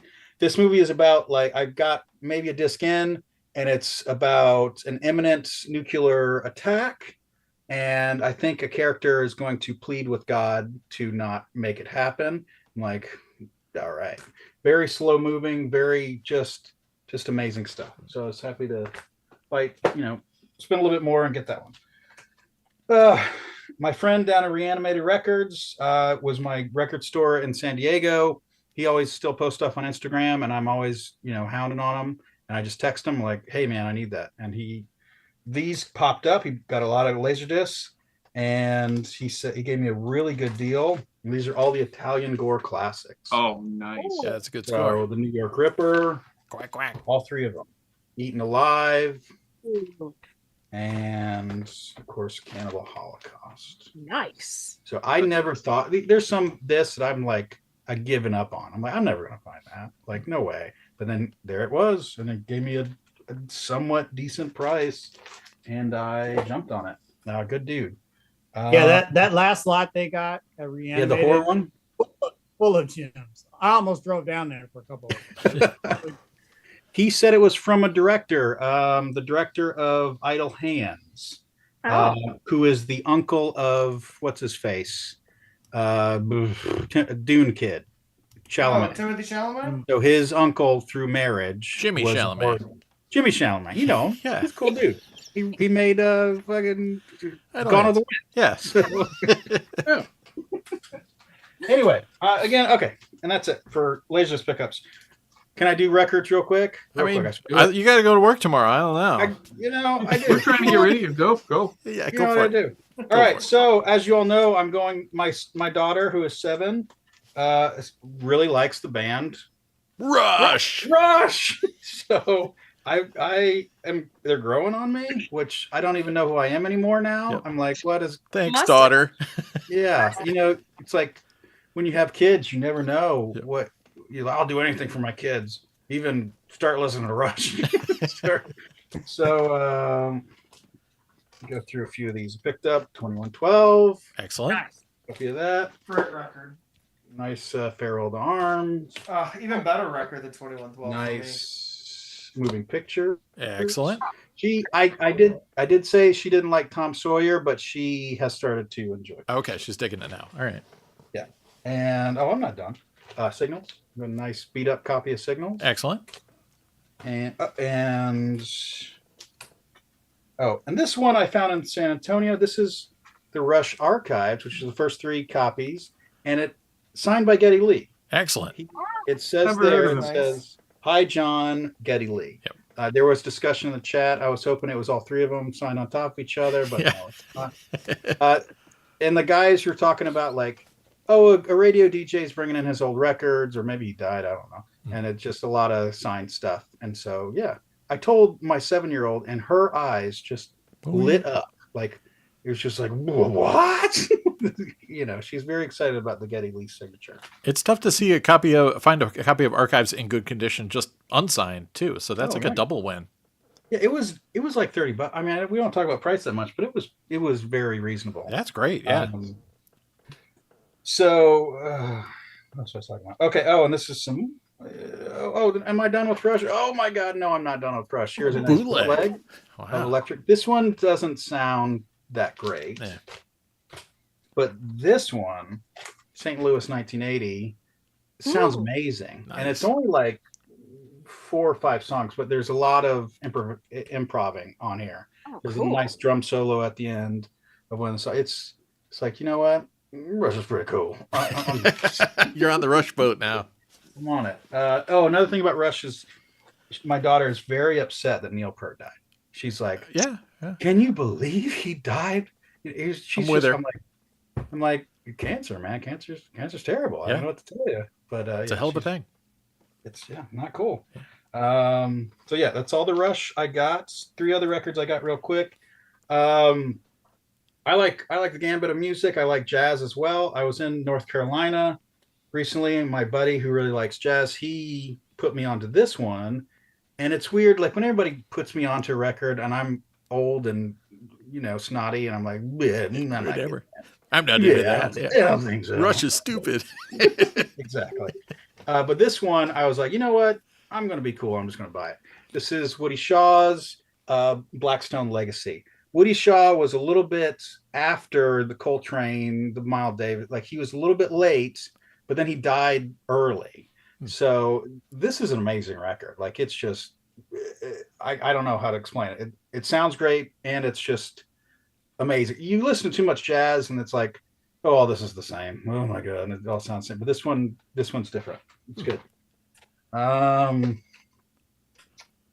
Two more records. Again, sometimes I buy a lot of records, and sometimes I look at them like, how does, it's not about, it's about what I find, it's about what, anybody can look on the internet and grab whatever you want and throw whatever money you want. But sometimes I go on the record store and it's just like what they have. Yep. I'm into that too.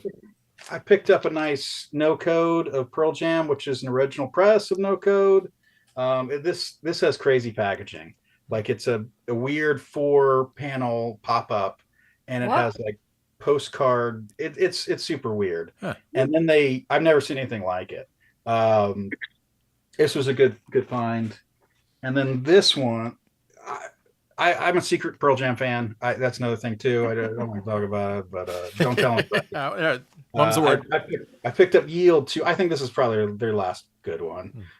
This is a good. I really like this album, and this is the original one as well. It's got the cutout in there. That's good stuff. This one just came in the mail. Just came in the mail. Pavement. I'm a big fan of the Pavement band. They put out this huge box set. Oh wow! And it has like all their 7-inches on there. It's like, I don't know, 15 7-inches in there. Snap. I have most of them already, but I still, when it popped up in my email feed one morning, I was like, kaboosh, buy. It was pretty cheap for what it was. And I was listening to some before, and they sound really good. They put out a contest that said like, one person will get like the original 7-inches and a golden ticket. And I won. You get to go to the Pavement factory. But Pavement is actually playing Bumbershoot, and I am too old that I don't want to go to the show. I love the band, but I'm not going. Like I'll stay home and listen to my 7-inches. I mean, that's why I buy records, so I can listen at home. But that's it. Any questions? Any concerns? No. Thanks for sharing. Sharing your deep Pearl Jam and Rush love with us too. So. And Pavement. And God, I just love Rush so much. Yeah. Until Moving Pictures, and then afterwards, I fall off. What? Nothing after Moving Pictures? I've not committed to it. I'm telling you. Anyways, well, that's for another podcast. Our Rushcast will be. I have a long time to figure that out. Fair enough. No, you're dying tomorrow. Yep. So fuck! I'm not even gonna make it to the plane on Sunday. Nope. Anyway, another thing, Howler is coming to visit me. That's some news for everybody. Can we have some video footage for the next episode? Sure. We'll connect me and him kiss. Don't tell his wife. No, I'm looking forward to it because it's like when someone comes visits you, it's like, I get to visit my city too. So I'm going to be doing all this stuff. So I'm looking forward to it. We're going to go see a movie Monday through Thursday. It's going to be a good time. That's a big movie. Maybe we'll find a movie for Friday as well. I expect like a full video montage of you guys holding hands, skipping. Set to like Happy Together or something. Yes. Well, it's a good thing you're not coming on this trip with me. I think surprise! Him is coming too. Yeah. I didn't get him any tickets. I guess he's staying behind. Told you I had the week off. Now you know why. Well, thanks. Thanks for taking some time out of your pre-work Friday, Luke. I'm looking forward to pilfering all of Luke's normal record stores. Oh, I'm not used to that. Don't worry, he misses all the good stuff, and I get it. So. Yeah, you're gonna hear about the absolutely throwback to when he found the Free Willy disc. I know the history. Game Boy GTS knows that you're gonna go to a Lord of the Rings marathon from Monday through Thursday. They had one. They actually did a few months ago. Anyway, all right. Goodbye. I saw the Lord of the Rings like 2 years ago, so I'm good. And goodbye. Bye, Luke. All right. I'll jump in with, I realize I only have one LD I can talk about. I've been getting a bunch of stuff, but a lot of it's for quote-unquote work. So the only one I can show has been announced. Thieves Like Us. I did a Vinegar Syndrome job for this. It's Robert Altman with the late Shelley Duvall. and Keith Carradine, and it's pretty damn good. So, fairly late release MGM. That's all I got. What do you got, Ryan? Is Thieves Like Us out yet? I don't even know. Or is it coming out this month? I think it's coming out, I think. I could be wrong, though. It's hard to keep track of all this stuff. Because I was like, I don't think I have that yet, but I think I ordered it. Whatever. Yeah, it got announced like fairly recently, so you should be getting it soon, right? It's tracking to show Monday. We should have delayed this for my next box, but next time. And we found out Vinegar Syndrome just bought a huge facility in my state again, so like they're getting bigger and better. Yeah, exactly, and closer. And closer to me, yeah, love it. All right, so we'll start it off. I'm going to show a couple of U.S. releases because I got these this summer, and I finally got around to cataloging them, which means I can show them on the podcast and finally watch them or something. First, I am now Devo complete. Yes. Oh, excellent. Yeah. So this is kind of a hard to find demo disc. Yeah, I still need that. And it's in really good condition. The jacket doesn't look like it, but it's pretty nice. So really happy about that. It was from a collection I picked up 2 months ago, and I just got through it this week. That's how it works. I got an animated movie that's a common. It's called nice. Takeover. I still I love know that book. Vinny, I think, is looking for this too. But this is extremely hard to find now. So That's all right. I read the book when I was in middle school. Yeah, I bought it from the school book sale and read the hell out of that. I have it. So I just got it in a box. Wow.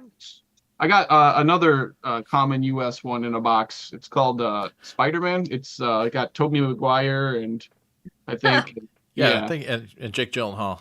And Morgan Fairchild and Yeah. But this is unobtainable in the U.S. Like I'd say this is harder to find than a lot of late releases because I've never had a copy until now. So that was my jam when I was a kid. I watched that. Well, and the challenge with that one is you got to get a tested one because it can have rot, right?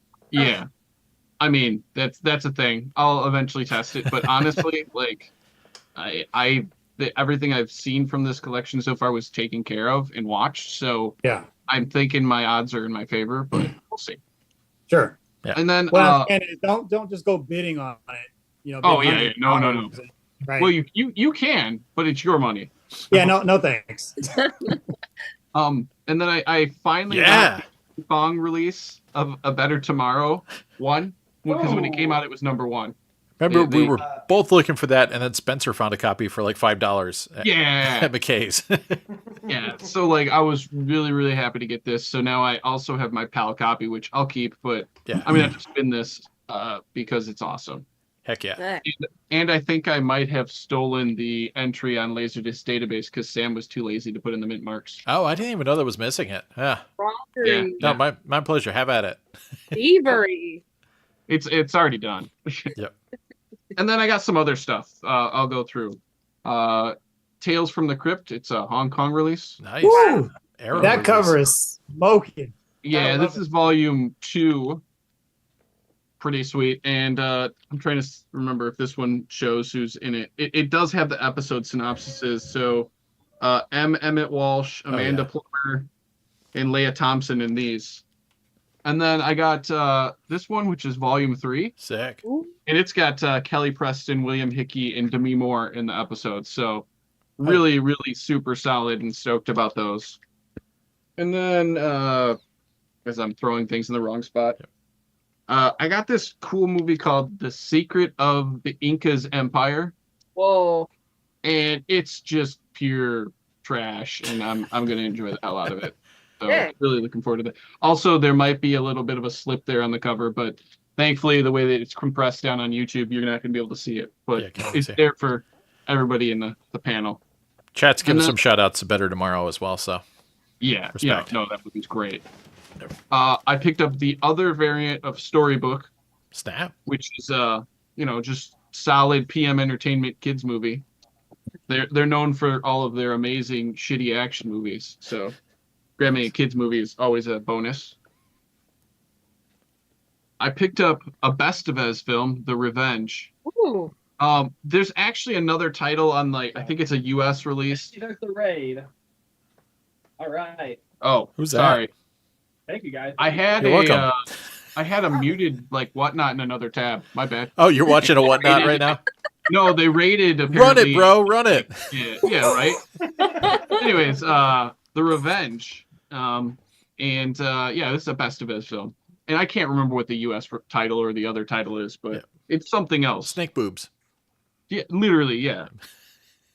And then I picked up a new variant of Invitation to Die. Ooh, Richard Lynch. I had another version where like the dude, this guy is on the cover. He's like featured and he's like the skinniest, like supposed to be hero ever. So like they relegated him to the bottom and put the bad guy on because he looks way more badass than the hero. So sweet.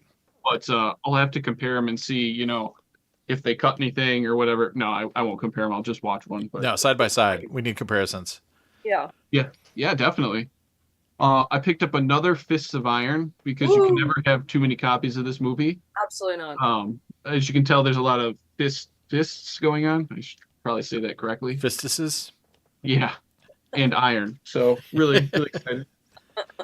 And then I got the Hong Kong Playing Dangerous.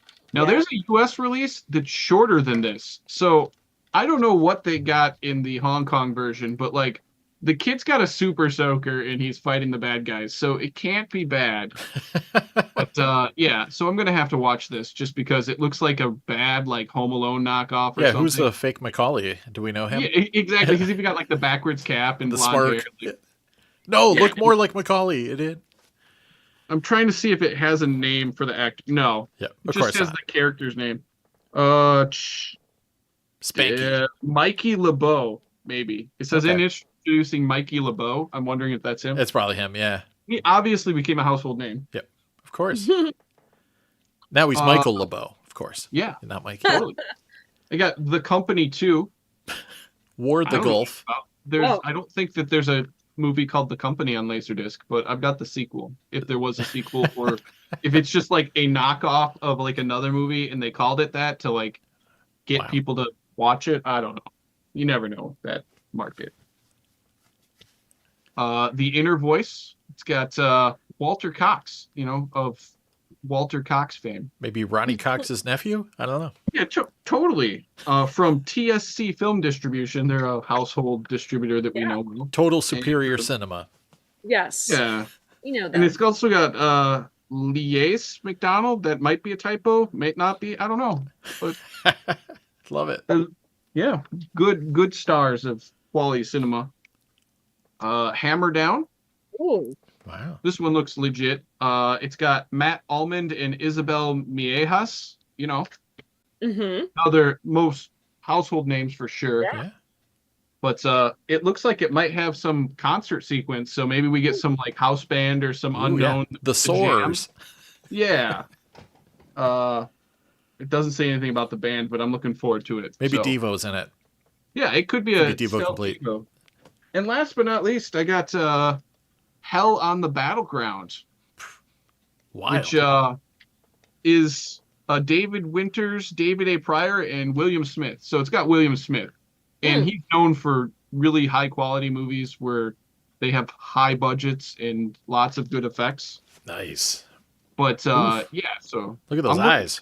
Look at that. That's great cover design. Like especially for the back. That could have been the front and you'd be like, oh, I'll watch that. But instead we get, nice shadows and lighting. Shadow soldiers, Yeah. So but yeah, those are my pickups. Just, standard stuff that you find at your half price books and your local Barnes and Noble. Yeah.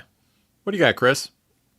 So yesterday, and this is how recent this was. Yesterday, Ryan tags me in a post on LaserDisc Forever, basically saying, "Hey, some dude bought a whole bunch of LaserDiscs at a sidewalk sale in your city." I said, "All right, I'll go check it out." And then the guy responded, "I bought 90, and now they're hidden away in a basement of the record store." So I drove down to this record store. I like to tell a good story. And the guy goes, "I have 5 crates of LaserDiscs." And I go, "All right, let me at him."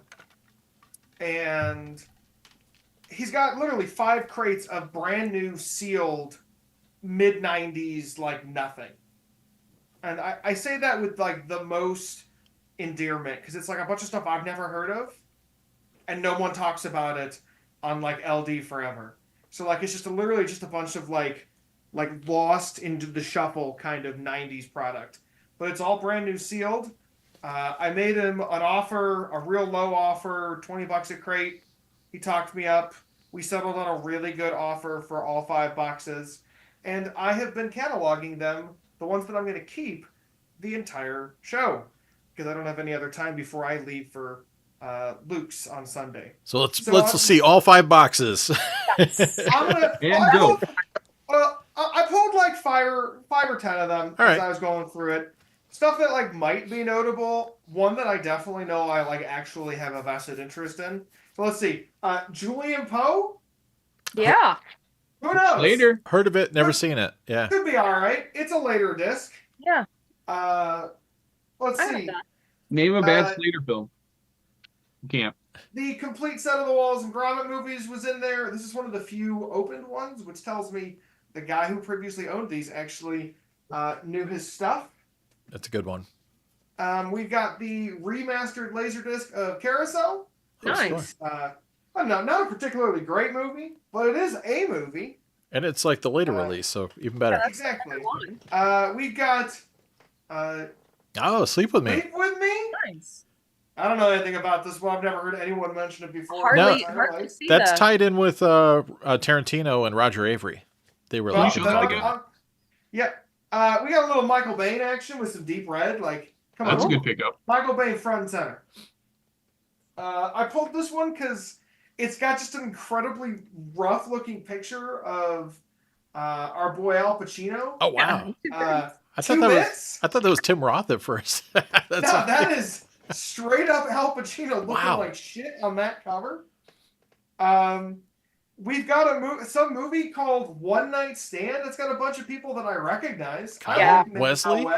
I like Kyle MacLachlan, Ming and Wen, I like like big names. A young Downey Jr. looking young as heck in the bottom there. Oh, it's Mike Figgis too. Okay. Yeah. The least spoken about late release of all time. It's a 99 disc called The Best Man. Yep. This is a Not to be confused with The Best Man. Yeah. The other film. The one that, yes. We got a little flashback action here. Nice. Dennis Hopper and Kiefer Sutherland. That's the next movie we'll talk about. Hopper. Dennis Hopper. Like, that's just a sample. Like, I had gone through, I'm on the 3rd of the 4 crates of the discs that I'm keeping. I have one more disc that I actually purchased because the Blank Check podcast was doing Martin Brest recently, and they did all of his feature films, and they did an episode on Midnight Run. And I know that friend of the show, Vinny, is a huge fan of this one, and they spent the entire podcast that they were doing on it just gushing over how good it was. So between the two of them, I knew I had to have this one because I love this jacket art. Like, this is coming with me to the best covers volume 3 episode. Yeah, De Niro looks so intense in there, like compared to his character in the movie. But yeah, it's pretty cool looking. And I mean, I have a whole bunch more that I didn't bring upstairs. I got like the 4 box set. God, what's the? Help me out here, Marcus. The 4 boxes. Astro Boy. Oh yeah, I got Astro Boy. You gotta show that off next time. Yeah, next time I'll bring it with me. It's just 4 boxes, and I've already got. Like, you're boxed in. You see, like crates. Famicom. So much stuff going on. I'm busy over here for once. All right, we'll let you get back to it. Yeah, I'll be around. Don't worry, I'm not going nowhere. Who's up next? We lost Luke, so I think Marcus is up next. Yeah, I can go. What do you got? Hey, before I start, Vinny has messaged us he wanted to be sure that everyone knew that he didn't attend because Mario's racist. Oh, so okay. He's boycotting this episode because Super Mario Bros. Is racist. So he wanted me to go on record to let everyone know that. I mean, like the characters or because I mean they were cast like against type with John Leguizamo and Bob Hoskins, right? So he would have to expand. Okay. He probably thinks I think just the characters themselves. Yeah, all right. He can go into it when we do part 2 on this episode. He's just trying to get some clickbait headlines. He can suck eggs. He's not even here. Eggs. I'm still gonna be wearing this shirt. So. Yeah, all right. Oh well. All right. So let's see. I'm gonna start off with this one. I've shown it before, but it's relevant because I finally picked up the Audi that I was talking about probably like a year ago. So we got my oldest got his license. So I gave him my old car. Nice. And I upgraded to an Audi SUV. So I need to now spin this at some point because it's the only Audi disc that I'm aware of that exists, other than some random PAL demo disc. Yeah. Sweet corner Obi too. I like that. Yeah. All right. So next round of titles. These are all from our boy Austin Settle overseas. So he sent me a small package. This was the last Heavy D. Wow. Disc that I needed. So now I'm Heavy D complete. Title complete. All right. Yeah. So Heavy D and the boys. The journey continues. All right. Nice.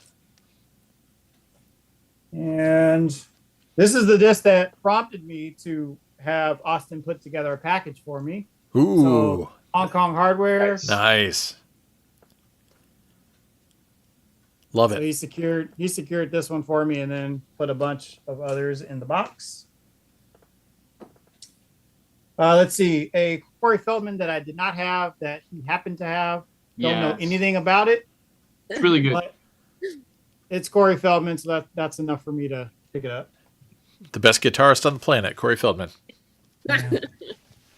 And then the next couple are Austin found these at a local record shop. These are, I don't know if you can see it, they're demo discs. Huh. And they were played at the Good Guys. Yeah, those are the stopwatch. Yeah. So I haven't watched them yet, but they would have been playing in the Good Guys in 1994. That's November awesome. Specifically. Check for music videos. Yeah. Yeah, I was more of a Circuit City guy myself, but I did spend some time in Good Guys when I couldn't find what I was looking for at Circuit City. Yeah, I was a Circuit City guy too. What the fuck is a good guy? Yeah, I don't think we got him on the East Coast. Yeah. We had on the East Coast. Nah, I don't think so. Circuit City. It was an and electronics Best Buy. store, Yeah. so just like Best Buy, basically Okay. like See, Best Buy. And I'm also a Circuit City guy. I bought my Xbox in 2003. Yeah. At Circuit City. I mean, Circuit City was the place for sure. It was. I got building all was like the a damn cheapest CDRs to put down the music industry from Circuit City. I mean, I totally didn't. Good They job, just- Ryan. Really Yeah. good mail-in rebates, so they were $5 for 50 of them. I got a funny Circuit City story. So when I was 14, I bought a CD player, and I had done all my research. I had searched, the best anti-skip Sony version. So I went in the store, and they were trying to sell me. And essentially, like, I told them everything about the CD player and why I was selecting. Yeah, the you one I knew what you selected. wanted. Yeah. Yeah. And I happened to be talking to the assistant manager. I didn't know. And he literally offered me a job on the spot. He's like, do you want to come work here? I said, I'm only 14. He's like, when you're 16, please come back. We'd That's love to have awesome. you." And then they closed. Yeah. And then they close. All right. Let's see. Next round of titles. These came from Australia. Charlie Spooner. Oh, snap. Actually. Shout out to Charlie. So, yeah, shout out to Charlie. House 2. I love House 2. Yeah, that's a fun Unfortunately, movie. I don't even own House 1 yet, so I got to get House 1. But I my have House gosh. 1 for you. okay, cool. Set it aside for me, please. Yeah, you got it. All right. Let's see a couple of C. Thomas Howl Ooh. Nice. titles. Hourglass. With Yeah. him like Yeah. creeping in the Very background. there. moody. Little seduction Ooh. going on there. All right. And then Another another probably played a lot late night on cable television. Yeah, sure. yeah, Cinemax, Showtime, maybe After Dark. Yeah. I remember those days. Treacherous, C. Thomas Howell, another one with Tia Carrere. Wow. Nice. And Adam Baldwin. Yeah. Yeah. The best bald one. This is one I have not seen, but it's got Omar Epps. He was huge in the 90s. Higher learning. First time felon. Don't know anything about it. Delroy Lindo too. Shout out to him. Yeah. Yep. So we'll see how that one goes down. Another one I have not seen, but is about the LA riots. It's called Whoa. Riot in the Streets. With Perry and Van Peebles. Yeah, Wow. Luke Perry. Yeah. Huh. Never seen I that. think it's cast. like TV movie or something. Yeah, Yeah, I think it's a TV movie or Showtime. Yeah. Oh yeah, there it is. And I've got a couple more that came from Australia, but I'll save those for the end because they're a bit of a heaters. I don't want to let's hear about them. Don't tell me about them. Yeah, don't tell Chris. All right. Not heaters like I've shown before. Yep. Semi heaters. I still don't want to know. Yeah. Ooh, Payback. Payback. I'm not a huge Ooh. Mel Gibson fan because of his latest, or his later in life, kind of fell off with the racist stuff. But this one came up. It was cheap, so I picked it up. Yeah, late release. All right. Yeah. And then The Killer. Yeah, Criterion, CAV. Cab, Fuck Trifle. yeah, dude. Fuck yes. This one's awesome. It came up for the right price, and I talked the seller down on eBay, so it was worth it. Nice. The Killer might have my single favorite action sequence of all time in it. So Nice. I've actually not seen it. Oh, okay, we won't spoil it then. Yeah, don't Oh, spoil yeah. it. Don't tell me. Don't tell me. It's amazing. let's do the Killer next time. It's when Let's they do a good movie. Chow Yun Fat rides the mattress with Bob Hoskins, and it's the And best he's scene. got a wrench. Yeah, exactly. Yeah. A wrench and a tool belt. Yeah. All right. So I'm here at the last few. This one, because everything that LDDB says is true. Okay. So this is one of the most rare US releases ever released. Okay. LDDB says it's true, so it must be true. It's Oh. true. That is Seven actually, Brides for Seven Brothers. Late release. So It that is a late is- release, but I don't know. I just have my entire collection. I'm just gonna look It up is and see if I what have 2 that one. aspect ratios on it, right? 2 aspect ratios. Yes. That's why this one I think is So- a big deal. Yeah, so that is one of the movies that was shot in the 50s in both full frame and CinemaScope. Yeah. They were doing CinemaScope, that because they wanted to maximize the screen. So, like, there's 2 different versions of Oklahoma. There's 2 different versions of Seven Brides for Seven Brothers. And anything else that had that is not interesting enough that people give a shit about it. So, But this one, yeah. So Oh, I have this one this, is sealed. It's actually not a movie I'm really into, so I don't know if I'm actually going to open it. But You're into I've it got now. for now. You heard it here first. My parents love that movie. They watch it all the damn time. They Ah, Bridgerton, so I don't know. just They saying. Just saying, if you like Bridgerton, and you might have similar tastes. My parents were like, Oh, well, shoot. Yeah. I do like Bridgerton. I don't know if there's Bridgerton is- any crossover, but I'm just saying they also like that. So they may Okay. Well, you may I also might have to watch that with my wife then. I I'm have looking out. this. I need to pull this out because apparently I do have this. It's logged in my collection. Oh, This Liz- is yeah. This is extremely up my alley. Like, I just bought the late release of Gypsy for $2 on eBay. The 99 Yeah. re-releases of those like 50s and 60s musicals are some of my favorite discs. They're great. They're great pressings. Yeah, and that I one, agree. I mean, that Seven Bride for Seven Brothers, I mean, the running joke in at least my family is how many damn copies of Seven Brides for Seven Brothers I have had. Wow. I've had probably 7 copies of Seven Brides for Seven Brothers for every family member. Like, It's your Star Wars. Your family. It's so stupid. But it's like that one I have hardly seen, maybe twice in all the time that I've had discs, and it's very rare. Yeah, it's one of those, like, again, it's kind of like if you know what it is, you buy it, you don't really talk about it. If you don't know what it is, you put it down because you think musicals are icky. Yeah, right. And unfortunately, that's where a lot of these discs end up. Is like musicals are icky for a lot of people. So Marcus Yeah, found a hot this topic. seller knew what they had, but it was priced fairly. And I yeah, talked it down a it's bit. it's on LDDB for like $200 right Yeah. now. Yeah, yeah. no, I nowhere near that. and it's sold at 45. So Yeah. Right. Okay, last couple for me. These are both Australian AC3 discs. There were Ah. only 4 total. Hmm. Air Force One, I already got that one. Yep. And you want that one because it's not a router. And so I got Face Off, Nice. Wow. which the US version is cheap and it's not a router. Yeah. I didn't really need this, but I was It's just cool. basically threw this one in for free. So is I that a took it. Disney sticker on it? Yeah. That is a Disney sticker, yes. That's worth it for the Disney snicker. It is. That's a win. And that's tied to Super Mario Brothers because the boots that the Goombas wear are the same boots that are used in the prison sequence in that movie. Yep. Same Wow. universe. It's all connected. Yep. Wow. It's all connected. All the same ecosystem, right? Okay, and the last one, somebody recently posted about this and put it on my radar. I wasn't really looking for it. But Starship Troopers, Yes. Australian, Cool. right? So this will have no subtitles, no rot. I've already got the Japan release, but That one's a This is little the other one censored. you want. Yeah. Yeah, the Japan one's censored. So. Yeah. okay, well there you go. There's a joke So- that doesn't play well in Japan. Yep. Just leave it at that. Yeah, I just watched that version over at Bill's house. It's really nice. So. Is it a PAL disc? No, it's No, NTSC. It's NTSC. I've never heard of these before in my entire life. They're So there very are obscure. 4.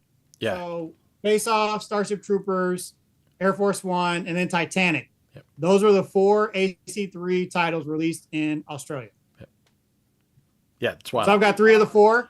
I have no need for Titanic since I have the DTS. Yeah. So Might that's as well. I'm gonna call that complete. That's it. You should get it anyways if you ever see And there it. are a few other Australian PAL releases that don't have AC3, but again, I don't think any are noteworthy for any reason other than just a different way to get them. Yeah, sure. Yeah, Yeah. but that's fucking cool. I had no idea any of those existed. Yeah. Yeah. So put those on your radar screen. I will, Most like- people won't know what they have when they list them on eBay, probably. So you might find it. Yeah. We'll do. Sweet finds. Yep, that's it for me All right. for LaserDisc. All right. Who's up next? Hayden, what do you got? Any LDs? Hayden got a couple of LDs. I don't know if we've heard of this one before, but I got Midnight Run, which I've never seen before. So obscure. What a copycat. He stole my idea. It was the greatest idea I ever had. And Hayden said, Okay, I'm gonna look, take it. what's really going on is Chris and I are actually in the same room. This is the same one he You held just up a passed second it to ago. you. Yeah.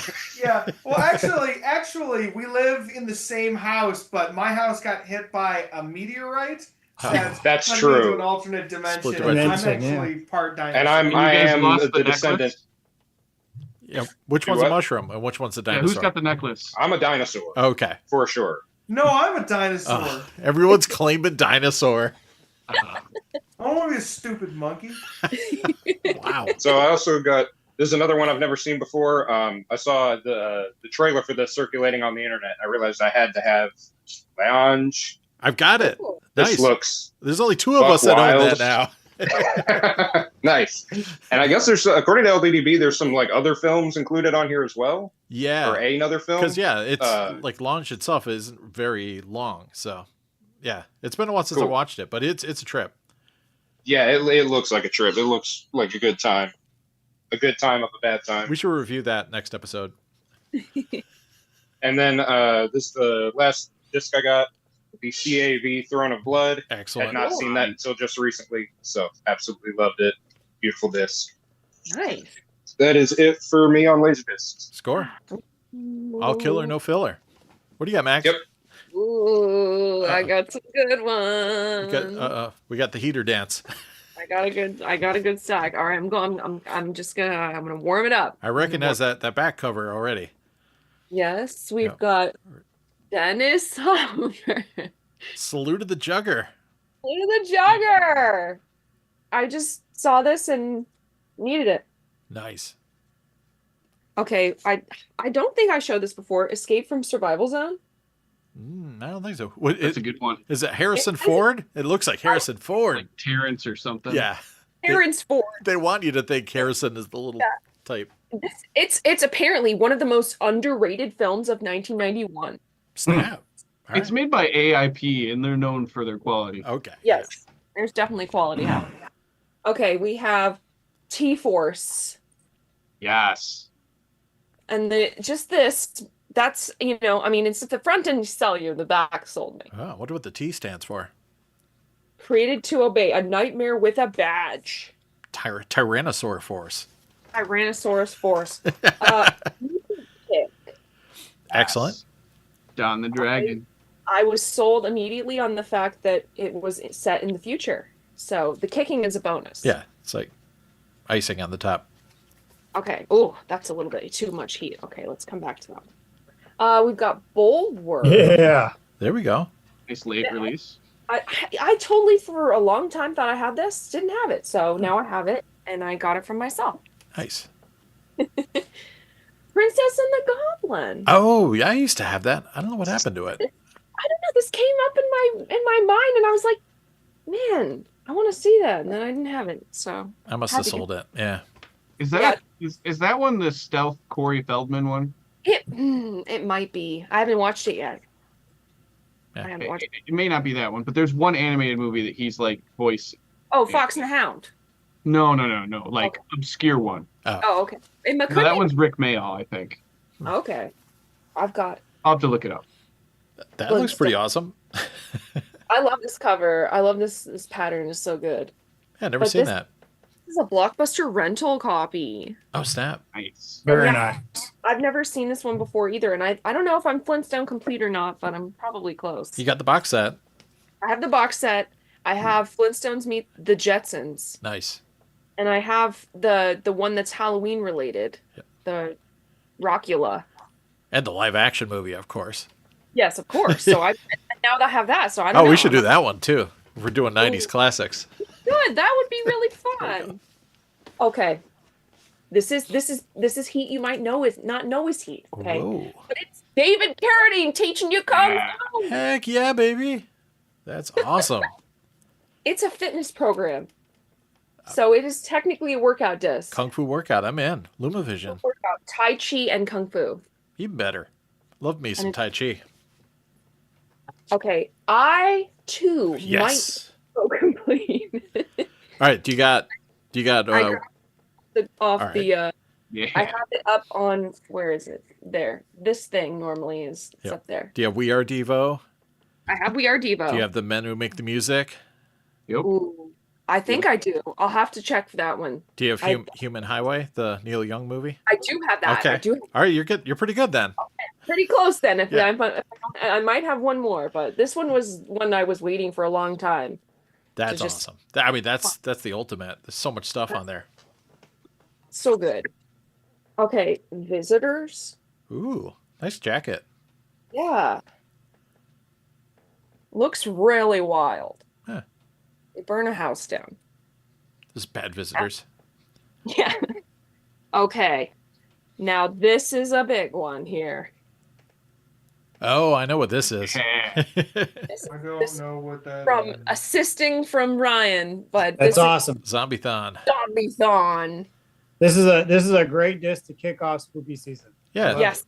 I love it. This, the coming soon, any of It's the got a compilation of a lot of stuff. Yep. it's like basically it's the trailer, like a trailer reel. Yeah, and there's characters that dress up. They're in a movie theater, like watching a screen. Like, Yeah. it's really cool. Are there It's some really like cool. weird inclusions in that one? There's like one of those comps that has some like strange. I know Terror in the Isles has some weird stuff, but I remember Bill telling me the lineup of that. There's some cool stuff in there though. There's cool. This one's really cool. I think Terror in the Terror Isle. on tape. Terror on Tape. Yep, that's Tape. another Terror good on one. Tape. Yeah. is insane. That one's great. Yeah. Terror in the Isles has a different name, I think. On I On think LD. that's soon. I think that's the, or no, there's something. There's like there's some other name for it.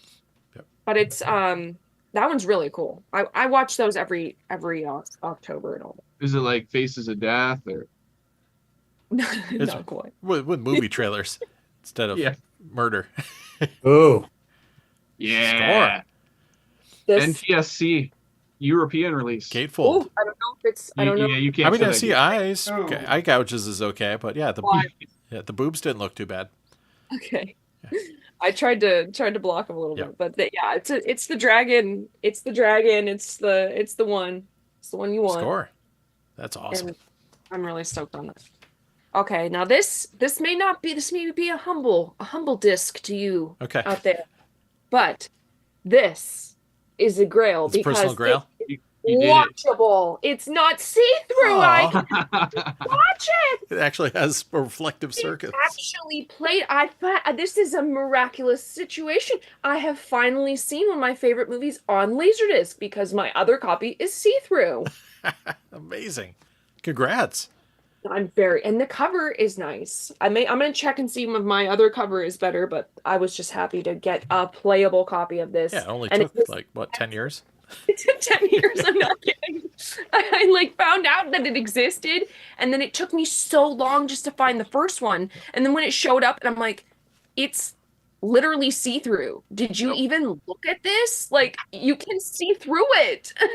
And I found a copy in Indonesia, and I'm like, check the disc first. And he pulls it out. He's like, yeah, you don't want this, and sends me a photo of the see-through disc. I'm like, yeah, that's why I told you to look. It's see-through. This is so in that early image entertainment period where they just did not have their shit together. And the ones pretty much there's an image catalog that sometimes comes in these early ones, and it'll have like and it won't even have a cover image because this hadn't even come out all the way. But this one, Fraternity Vacation and Bury Me an Angel, there's like about toy soldiers, that not the late release one, but the early one. There's like a slew of those really early image ones that are just in this same category of like, make sure it's not see-through. Wow.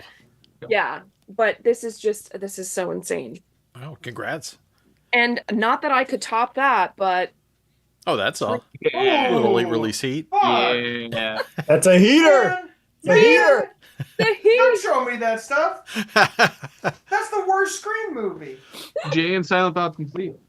Yeah. Oh my gosh, I'm trying to Silent Bob. Maxine, that is beautiful. Right? Isn't this fantastic? Oh my god. Oh Nice. my gosh. Someday I'll get one. Yes. Someday. And then honestly, this feels just a little too much, but I'm gonna do it anyways.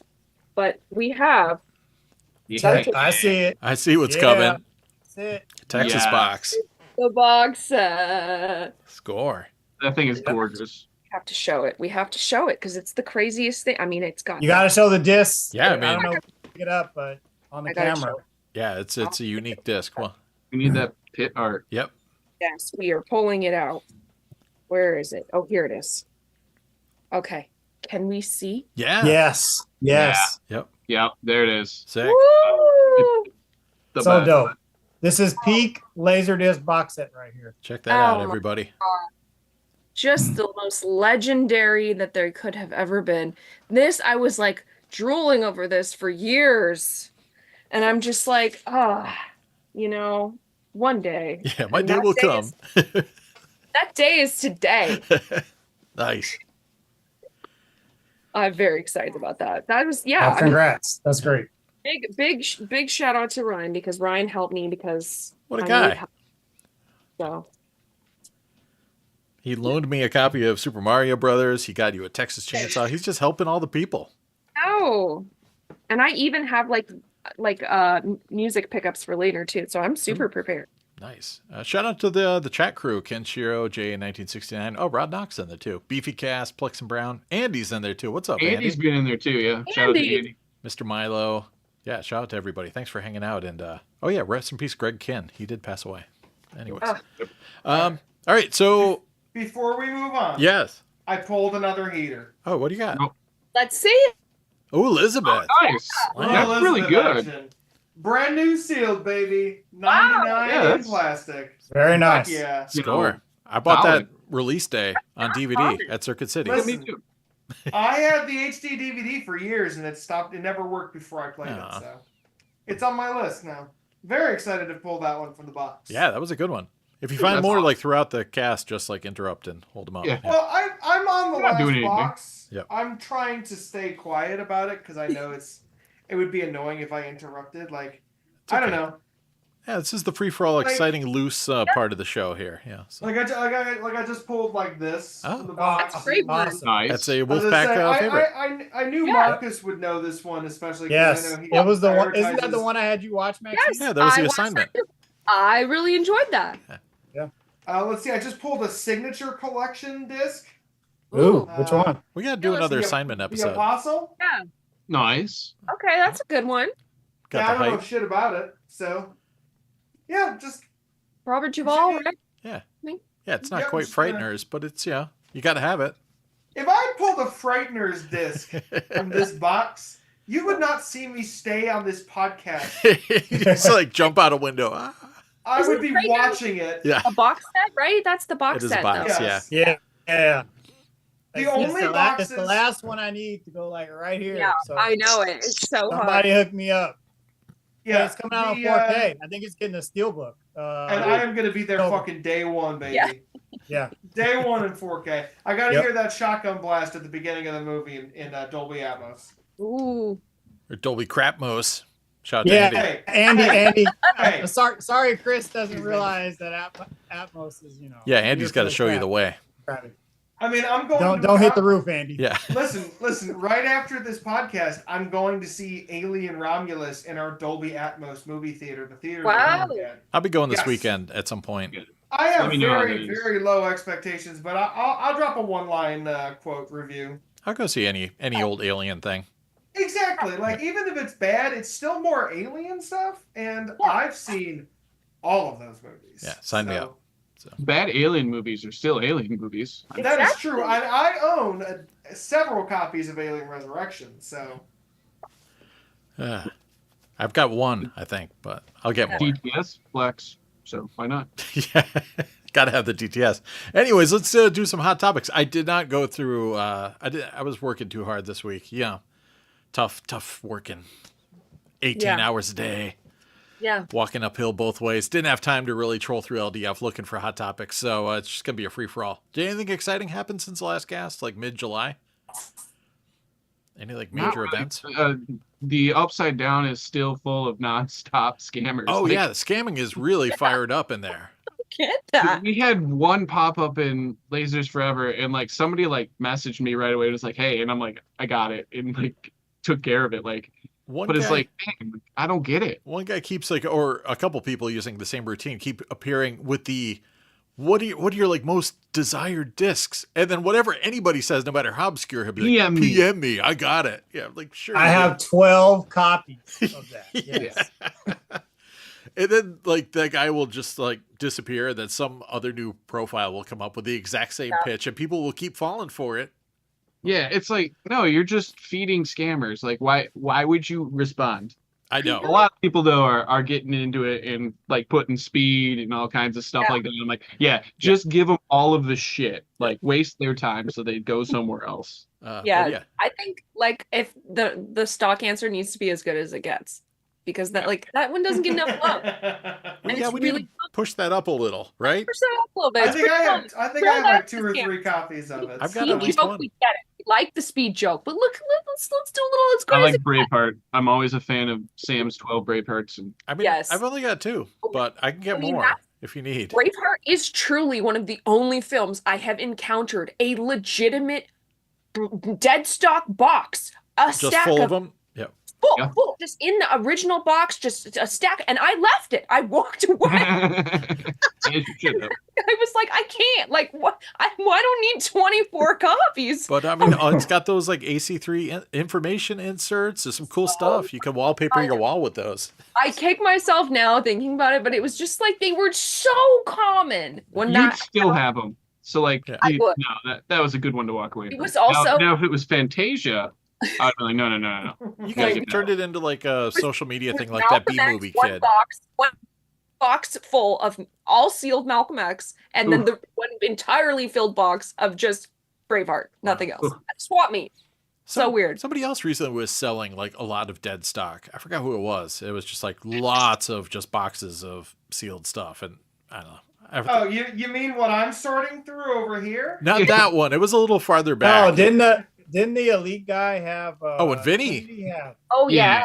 Vinny multiple Boncaleri. copies of something cool. I already had it. He came back out with the Evil Dead CAV box. Yeah, that's what it was. And then everybody was jumping on him because of the price. They're like, one guy's like, get a new job or get a job, buddy. And like everyone's like, this is the guy that was the president of the everyone damn who knew was company. like, you don't know who you're talking to, and it was There we this. go. Yeah. That's So what he good. had. Which He is had a whole bunch of his these. price was legit. yeah, Yeah. He sold a few of them. I I'm mean, sure he did.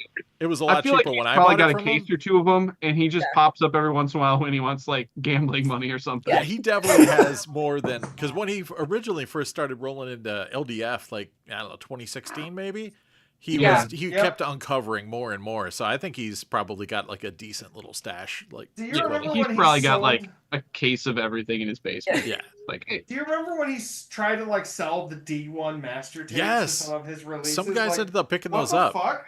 Yeah, he What had do you like do with those? Evil you know? Dead and a couple others. Yeah, it's amazing. But yeah, You watch the movie in a way no one else can. That's what you do with them. right from the master, baby. or you convert it to like digital or something. I don't know. Yeah, Is there value to screw that? don't- Like, Yeah, start making your own discs. Screw Doomsday. Yeah, just go straight from the master. yeah. Yeah, so that was funny. There was a lot of people dunking on him because he was like some flipper or something. But like, it's like, yeah, he's the guy that put the disc together in the first place. Yeah, the problem is he remember- popped up in the upside down and Yeah, That's the Yeah, problem. like LD Forever has gotten so big, and the membership has turned over so aggressively in the last like 2 years alone. yeah. There's But, a high like- burnout rate for sure.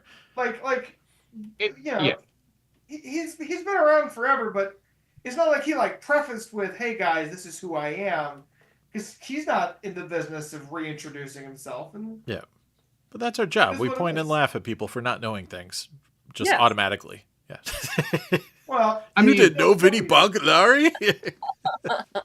I think like the big thing is like we hit like a lull maybe a year or two ago where like we had gone through a couple big like churns of people, and we've hit another one where it's like a whole bunch of new people just trying to hoover up all of the wizards and Mario Brothers and all kinds of stuff like that, and like they're gonna burn out, or 75, 80, 90% of them are burn out and be either selling them or dumping them on eBay. So like we used to talk about it's- power noobs, especially during the whole kind of COVID time where people were just fitting a lifetime of collecting into like a couple months. But some of these new guys, like they're going for hardcore grails like immediately out of the gate. It's like, been into LaserDisc for 2 hours, don't have a copy of Night of the Comet or Chopping Mall yet. What the hell? Yeah. hey, I don't have a LaserDisc player, but what if I spent $600 on all of Berserk? Yeah.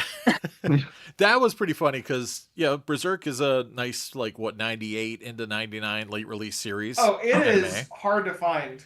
Yeah. Buddy. And, I looked. There was a guy, again, U.S. anime sellers or people selling, from Japan to Westerners, like the prices are much different than they are if you can find them in auctions. So, and a lot of them were missing obies too. They had all the inserts, but I think only like 3 of them had they didn't obies. have the obies. Yeah. But no, Berserk always sells for a disgusting Correct. amount, Yeah. even Correct. in And Japan. that's why I don't have it. But it was just funny. One gentleman tried to talk the person out of buying it. And it's like, oh, no, you could get it cheaper. Just hold on a bit. And he's like, no way, man. I'm all into Berserk right now. It's like, what? Why are you asking people if you should buy it when it's already... You're not made up going to of money? listen. Yeah, I know. Was he hoping that someone's like, oh yeah, I got a set for $50, PM me. Probably, yeah. We want friends and family payment though. Yeah, you should hook up with that guy from the Upside Down. That's like, I got all your grails. Yep. DM me.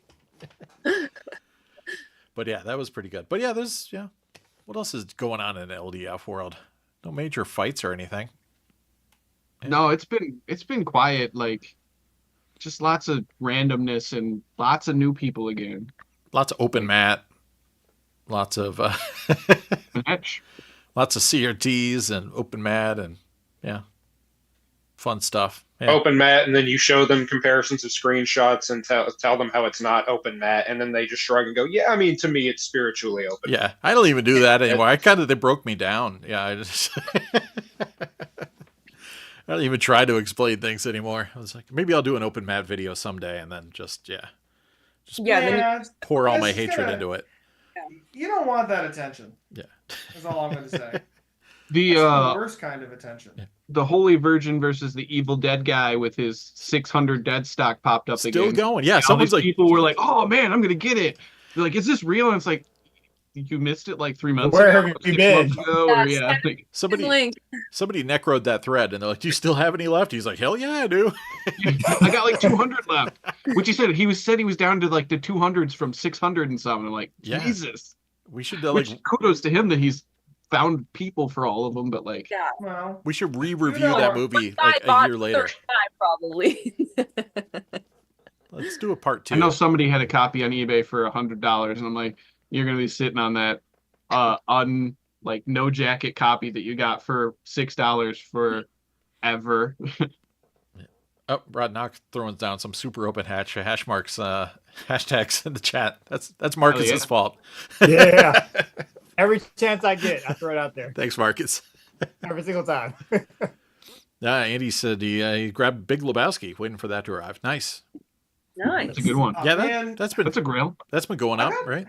I've had It's the Big dumb, dude. Lebowski for like 15 years now, which is crazy because I got it when I was like 16, and I did not get most of the jokes till I was like 25. Yeah, I mean, Hopefully, he got the U.S. one and not the Japanese one. I Is the think Japanese one bad? Yeah. The Japanese one is uniquely bad. really. Tell It's us got more. like weird. It has like weird interlacing artifacts like baked into the video. Every time a scene like fades to black or fades back, it's like window blinds opening in the screen, and it's like murky. Jesus. It's noisy. Sound is fine. Weird. There's like in the opening scene when the camera's like slowly panning down through the grocery store, and when it's panning up the bowling lanes, there's like blocks of the video that are like flickering. Huh. Like it's really weird to describe, but there's like little chunks of the video that are like spazzing out, and you can see it when the camera's slowly moving across like, kind of pattern filled backgrounds and stuff. It's weird. Was it like It's a bad intern day at disc. the mastering studio that week? I have no idea. It's weird. They were, I'll make they a were rip. working I'll on send it something to called Ollie. DVDs then. Oh yeah. Oh yeah. You're just like, yeah, laser Time to schmazer. end. But the I got US another- disc looks better than the DVD. I've like Wow. I got another late release. Oh, what do you got? Oh, Nice. civil action. Wow. Nice. This is That's a good one. between this and Elizabeth. All I'm gonna say is I probably missed a shitload of really cool discs. Yeah, you should get back there. on that. Yeah, I she know I went bought over them there all. immediately. Oh yeah, the other guy got some.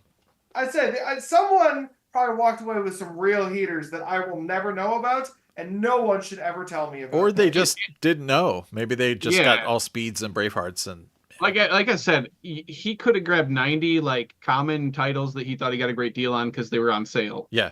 and they could have We'll been never things that know. you would have passed up. In our Yeah, I minds, do they have- weren't I do anything. I have about half a box of stuff that I just have doubles on, so I'm probably gonna take these all to the local record store that actually still has that record archive place, because like, I'm just gonna need the space. You mean you're not logging them all into LDDB right now and keeping them in your private personal collection? Not the doubles. Yeah. Even though they're sealed, I'd rather keep the open ones. I give you that. And dump. I will dump the sealed ones. I mean, get them graded. Oh, that was the Yeah. other hot topic. I heard IGS like finally went belly up. Is that true? Yeah, Ah, Oh, that'd be awesome. finally. they did. Yeah, I mean, because in grading world, yeah, there were a number of grading companies that weren't messing with LaserDisc, but they would do obviously other things, trading cards and everything. And IGS came up, and it just really seemed like some dude trying to make it a thing and make his own. I don't know how many people he had involved in his little scheme, but yeah, Oh yeah, it was 100% like shill. Like it was getting called out nonstop Yeah. in the VHS communities. yeah. So he was great. Anything that was sealed, and of course, LaserDisc got dragged into it. But I don't really believe that anybody on that team had any knowledge about LaserDiscs other than that's in plastic wrap, because they would have things like Die Hard AC3 with no hype stickers on it, and I'm like, that's kind of suspect. Like, how do I know that's legit? That looks like a reseal to me. Yeah. Yeah. And then everything else they had would be like 1982 like Rocky movies, and like I would just Yeah, all- random pan and scans. Yeah. yeah, exactly, like all like really really like not valuable discs at all. And then he'd come on to the collectors club and be like, look what I got, and everybody would just dunk on the guy. Which you know what? We didn't even like let those posts like happen. Oh But- yeah, good. Shut it down. But like their website says we're closed for the foreseeable future, aka we might be getting sued somewhere. Yeah. Because they were shilling their own bids on eBay and everything Yes. else. Like, Yeah. Yeah, because those same cheesy 80s pan and scan $2 discs were going for supposedly ridiculous amounts of money. So yeah, it was all just a bogus market. But yeah, good job. Sorry, Hayden, that your business failed. But I know I've been putting in applications left and right. No one's hiring right now. I'd say Little Caesars, they're always hiring. But Raiden Thunder grading services that's coming out next week is the real deal. You should use Oh that. yes, that one that I am not involved with at all. You can trust. Definitely good stuff. But yeah, so now you can't get your discs graded, I guess, by anybody, really. So Good. Yeah, I mean, that's so silly. yeah. It's so weird. Like, I just like the concept of something that's meant to be played, like even the VHS being graded. Like, it's like a paperback book, I guess, maybe in some obscure, like the trading card's one of the only things that makes sense to me to be sealed because it's something it's tangibly. You can flip it and actually observe all angles of it. Yeah. Yeah, and you don't screw it up in a slab. Yeah. Exactly. It's full intent and purpose is just encased in something that's logical. But like then they moved to comic books and it's like, well, yeah, I can't read Amazing Spider-Man when it's in this.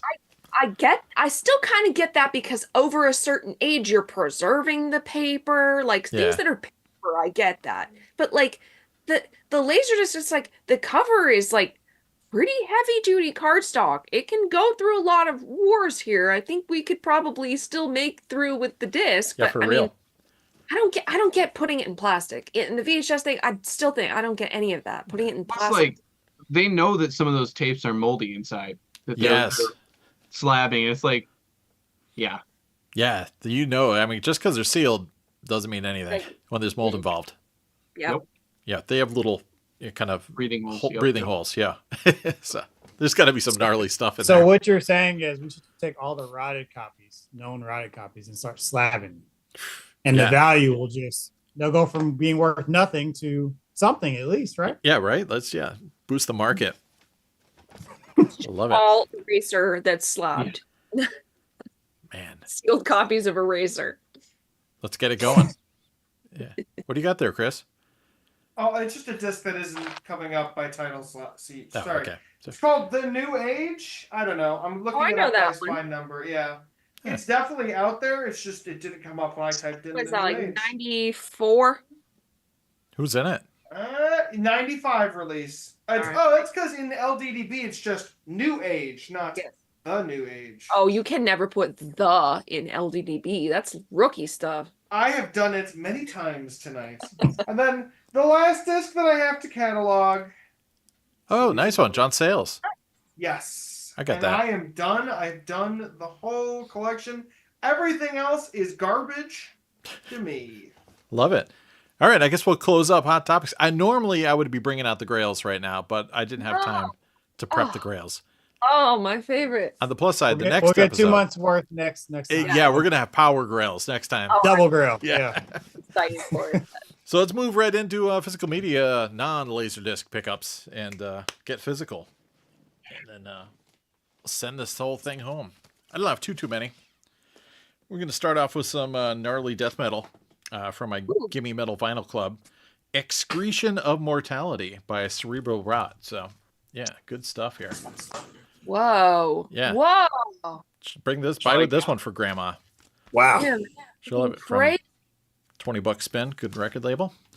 Wow. And That's almost like the Hellraiser, like the piece that spins with all the people on it. Oh yeah, the kind of the totem pole there. Yep. Pillar of Souls. Super cool. Yeah. Gnarly stuff. And another one I got from them too is cool. It's a comp from this one label. Was it Riding Easy? They got a comp of like underground, heavy kind of hard rock stuff that's obscure. So it's kind of like the nuggets for like stoner and like heavy rock. And they've got like a good like series of like 16 records or so out there, volumes. And so this is like the cream of the crop that the Gimme Metal guys kind of pulled together. So yeah, Brown Acid. There you go. Pretty cool. And had to get a copy of the Ghost record. My wife bought this. She went on a big Ghost spending spree. So right here, right now, the soundtrack. It's got most of the songs from the film. They cut out some of the older songs because they had a previous live album. I guess I figured that would be double dipping. But so it's just 2 records instead of it had to have been 3 if it was the whole concert. But cool stuff. That'll come out next year. Oh, yeah, you know there's going to be a 3-disc special edition. I ran to my local shop, got a couple, grabbed Gary Newman, I Assassin. Sick. I love the jacket. It's cool. Yes. Never had a copy of this before. Wow, this is super cool. Oh Yeah. my god, love it. This one's supposedly loaded with lots of fretless bass, so I'm excited to hear that. Ooh. Got a half-speed master, Marvin Gaye, Midnight Love. Of course, I have this Ooh. on CD, but I never had a vinyl copy, so. That's It's great. the audiophile one. Yeah, Yeah. right? And like audiophile from back in the day, too. It's not even like a re-release of this. Those ones are great. I know. Yeah, so I was psyched to grab a copy of that bad boy. And it was in really nice condition, too. I love this tape. That's awesome. And I was so psyched to see this. One of my favorite movies, Get Crazy. They had the soundtrack. So you got Sparks, you got Ramones, Lou Reed, Laurie Eastside and Nada, Malcolm McDowell, who plays like a kind of Mick Jagger type character, Marshall Crenshaw, Fear, the band, Michael Boddicker. There's a bunch of cool stuff on here. So I was wicked psyched to get that. And I'll probably have to censor some of this, but original press, Jane's Addiction, Ritual de lo Habitual. So with the original censored artwork there. And this one had the insert. Let me see if I can get the backside there. Oh, cool. So grab that. That was on the wall and that came home with me. That's about it. Oh, and I did get, beyond my head, I didn't show it earlier. I did finally get this installed. I picked this up. Ryan drove this across half the country for me. Oh yeah. It was originally going to Bill, and then from Peter, and then Bill ended up getting another projector from Peter that's pretty much the same thing as this, but it's a Runco LS10. Yeah, so it's a 3-chip DLP. So it's basically pretty close to a cinema projector. It's ridiculously bright. But one of the things I had to wait for was this lens in here that like sticks out a little bit. Is more, like quality lens zoom for this size room versus like a hall. Like the one it came with was just like meant for a huge ass space. So I finally got a lens from Las Vegas and it showed up and I was able to, I had to pop that whole front faceplate off and install that and got that up in there and up and running. So my God, it is crazy bright. So it's like, having like one of the brightest like LCD panels, like, but on a projector in your room. So I've been digging that. So I've been watching a lot of movies and stuff on there. So I watched like Manhunter and watched Collateral and watched Star Wars Force Awakens and Blade Runner 2049, etc. So I'm probably going to be watching a ton of that this week too. So that's technically a pickup and also why I didn't get a lot of other LaserDiscs. Yeah. Nice. Yeah. What do you got, Ryan? Super I got cool. a couple things. All right. Let's do records. I picked up the self-titled American Hi-Fi classic Bob Rock produced actually. Go Bob. Ooh. Yeah. And then I was really happy. This finally got reissued because no limited edition ever doesn't get reissued from the Talking Heads. Yeah. So this is the full expanded one that came out last year that sold out. I didn't grab a copy. I grabbed a copy of the reissue of the reissue of the reissue. So, Perfect. yeah. And I looked even the versions that came out in the 80s, some of them were labeled limited edition. So they've been running this scam the whole time. Yeah. Limited for decades.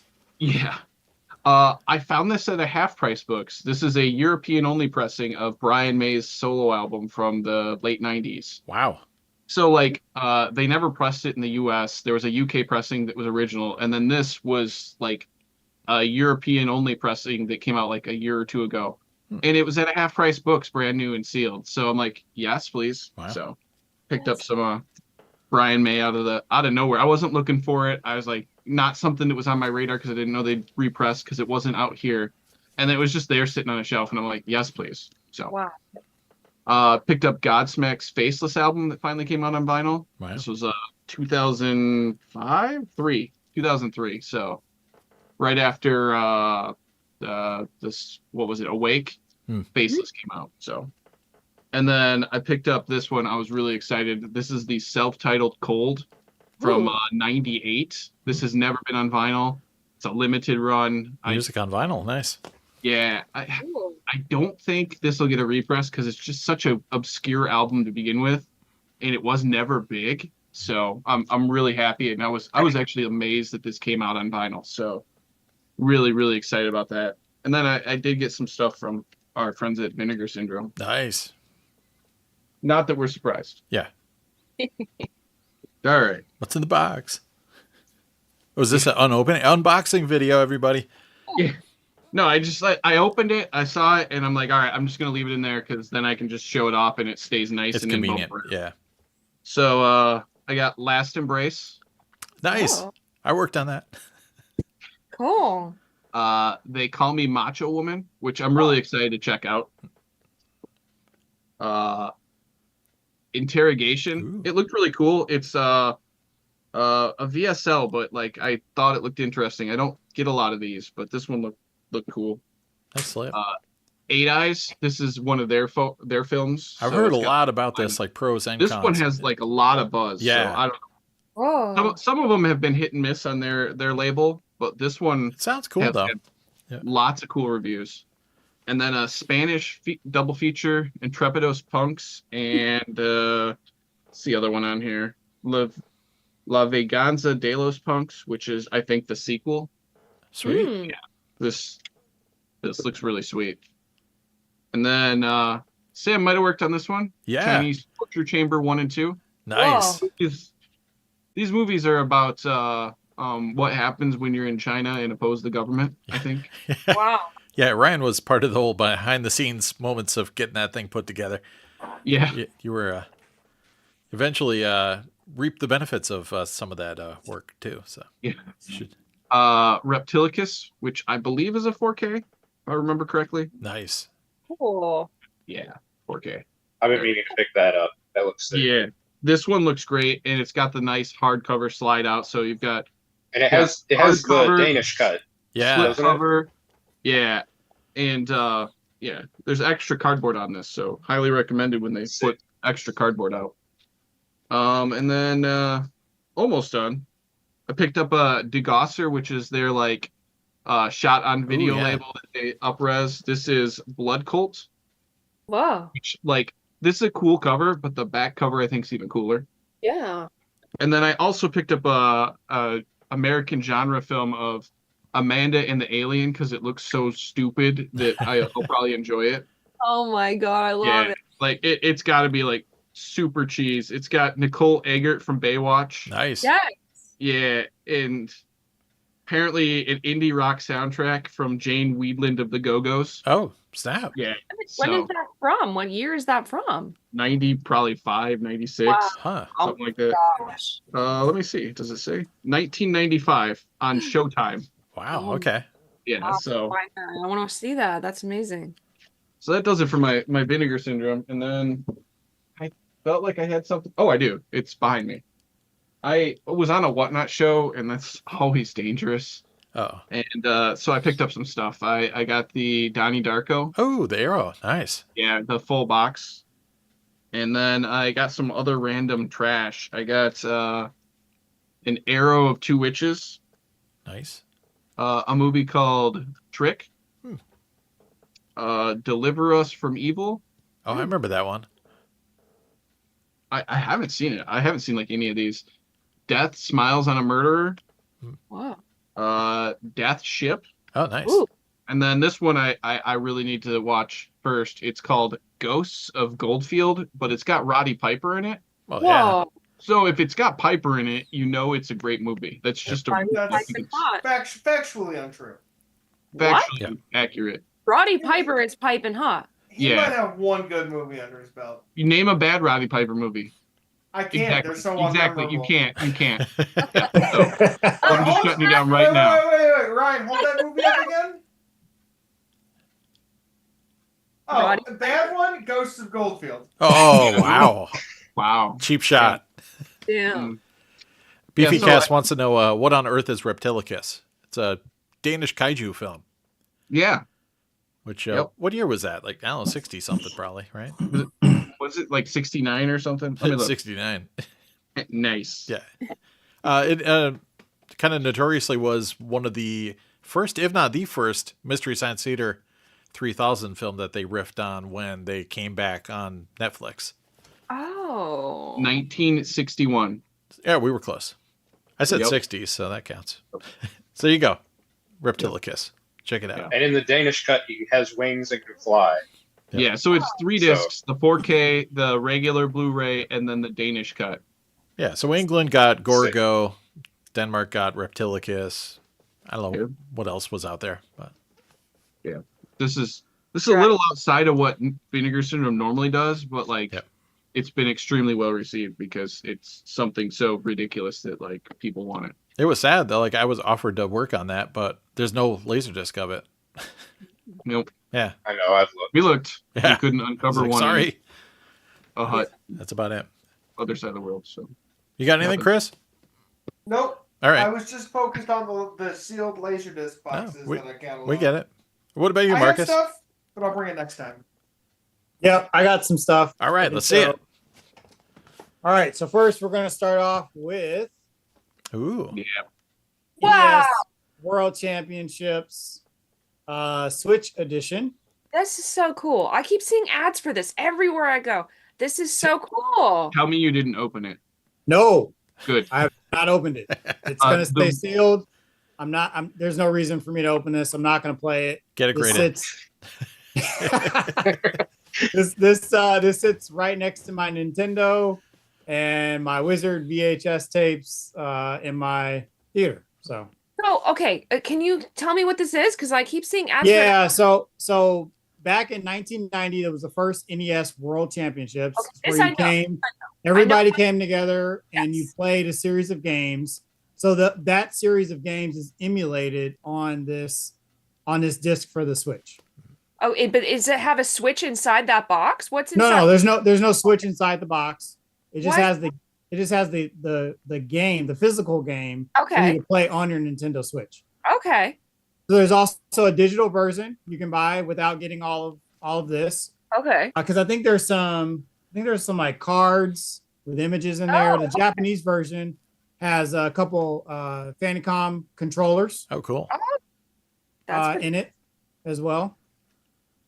That's pretty cool. But the way this connects to the Wizard is the Wizard was kind of the championship at the end of the Wizard was the precursor for the 1990 championships, right? And it came out in 89. So that's the connection. I'm familiar with the actual game, but I was not understanding why the box was so big for like a little like SD card, right? Yeah, no, there's some other stuff in there. I don't recall. It's all marketing. Yeah, 100% marketing. Okay. Yeah, it worked. It's shelf candy. It comes with a gold NES cartridge inside. Ooh. Okay, that's true. Playable. It's just a display. Non-functional. Okay. Non-functional. All right. There we go. I was trying to figure out why the box was big. That makes sense. I mean, the regular Switch boxes or cases are like that height, but there's extra goodies. I have a Switch, guys. I know. Okay. We just assumed that since it was from like this decade, you didn't have it yet. Yeah, it's true. It's it's easy to assume that. That's fair. Sweet. Do you have a Blu-ray yet? No. See, wow. Safe assumption. Okay, well, piggybacking off that, I'm going to start with some 4K Criterions. All right. That Max, you will not be able to watch. All right. I like looking. Yeah. Yeah, I did Criterions last month. This is some others that I got. I just grabbed the 4Ks that I didn't show last month. I don't think I showed these. To Die For, a couple Nicole Kidmans. The great. Others. Oh, good one. That was like I had to find this one locally at the time of the Criterion sale. It was sold out online. I was just saying, I got that one for Christmas, and I watched 20 minutes of it, and I haven't gone back to finish it. The others? Wow. I'm so scared by that. Such a good movie. Yeah. Yeah, no, I look forward to watching that. And then Night of the Living Dead. Nice. Excellent. I'm going to try to convince my wife to watch this with me. She doesn't really like horror films, but it's fairly tame for now. Yeah. Yeah. So I'm hoping she'll watch this with me. Yeah, it's a good one.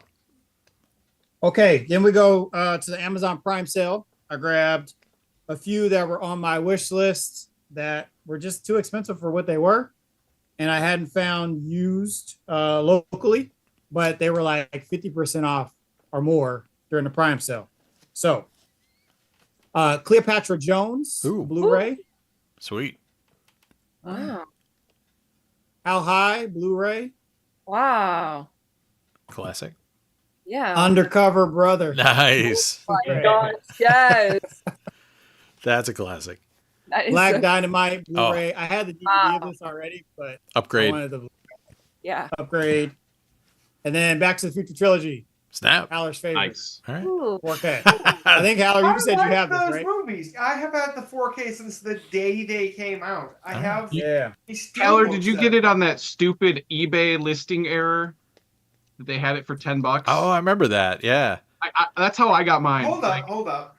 Groove or Nice. somebody Yeah. had like an eBay listing and they put They the screwed wrong it up. price and had to order it or had to like They had to follow through. follow Yeah. through. Yeah, so it They had took to like honor an it. extra like 2 months, but yeah. Yeah, I think Amazon Is Prime not. was the Prime Day sale was like $21, $22. That's and super was selling solid. it. Yeah. Yeah. Yeah. Everyone's got to leave me alone. This is the gift set from Best Buy that I purchased on day one. Wow. Look at you. Steelbooks for all 3 of these fucking movies. Everyone needs to leave me the fuck alone. I own these movies. All right, all right. I think they're fine. I have I them was- on LaserDisc. I have them on LaserDisc too. I do too. Multiple copies. As everyone Yeah. should. I was talking There's a famous open mat version on LaserDisc I heard. Ugh. I'll kill whoever brings that up. Yeah, I'm just gonna break their spine over my knee like Bane.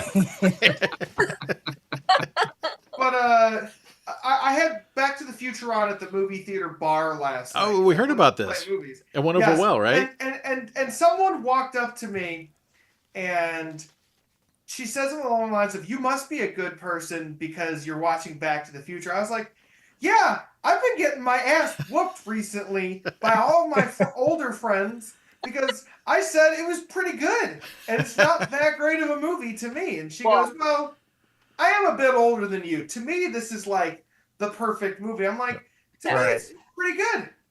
And she's And like, "Yeah, pretty good is not enough. you're not a good person anymore." She walked away. Yeah. No, she went back to her movie. I don't give a shit. People move in and out of my bar all the time. But Yeah. all I'm gonna say, good movies. Leave me alone. Okay, all right, fair enough. Marcus, bring glad it you have it. All right, I'm gonna keep going. This one was also Amazon Prime. Iron Nice. Dragon 4K. And then here's a few steelbooks. Found this one locally at Book Off Memento. Ooh, I didn't even realize there was a steelbook of this. Same. I just Yeah, randomly. that might be super rare. I've never. Yeah, it's heard of pretty that. rare. I looked it up online when I was there, and this was like $2. Like, Ah. I was like, oh yeah, no, I need to get this. yeah, So, good find. I already had a copy of it, but not the steelbook, so that was a good get. I do it for the kids. Yeah. Sure. SpongeBob SquarePants, awesome steelbook. Hey, I saw that in the theater, so I can't say That's anything. great.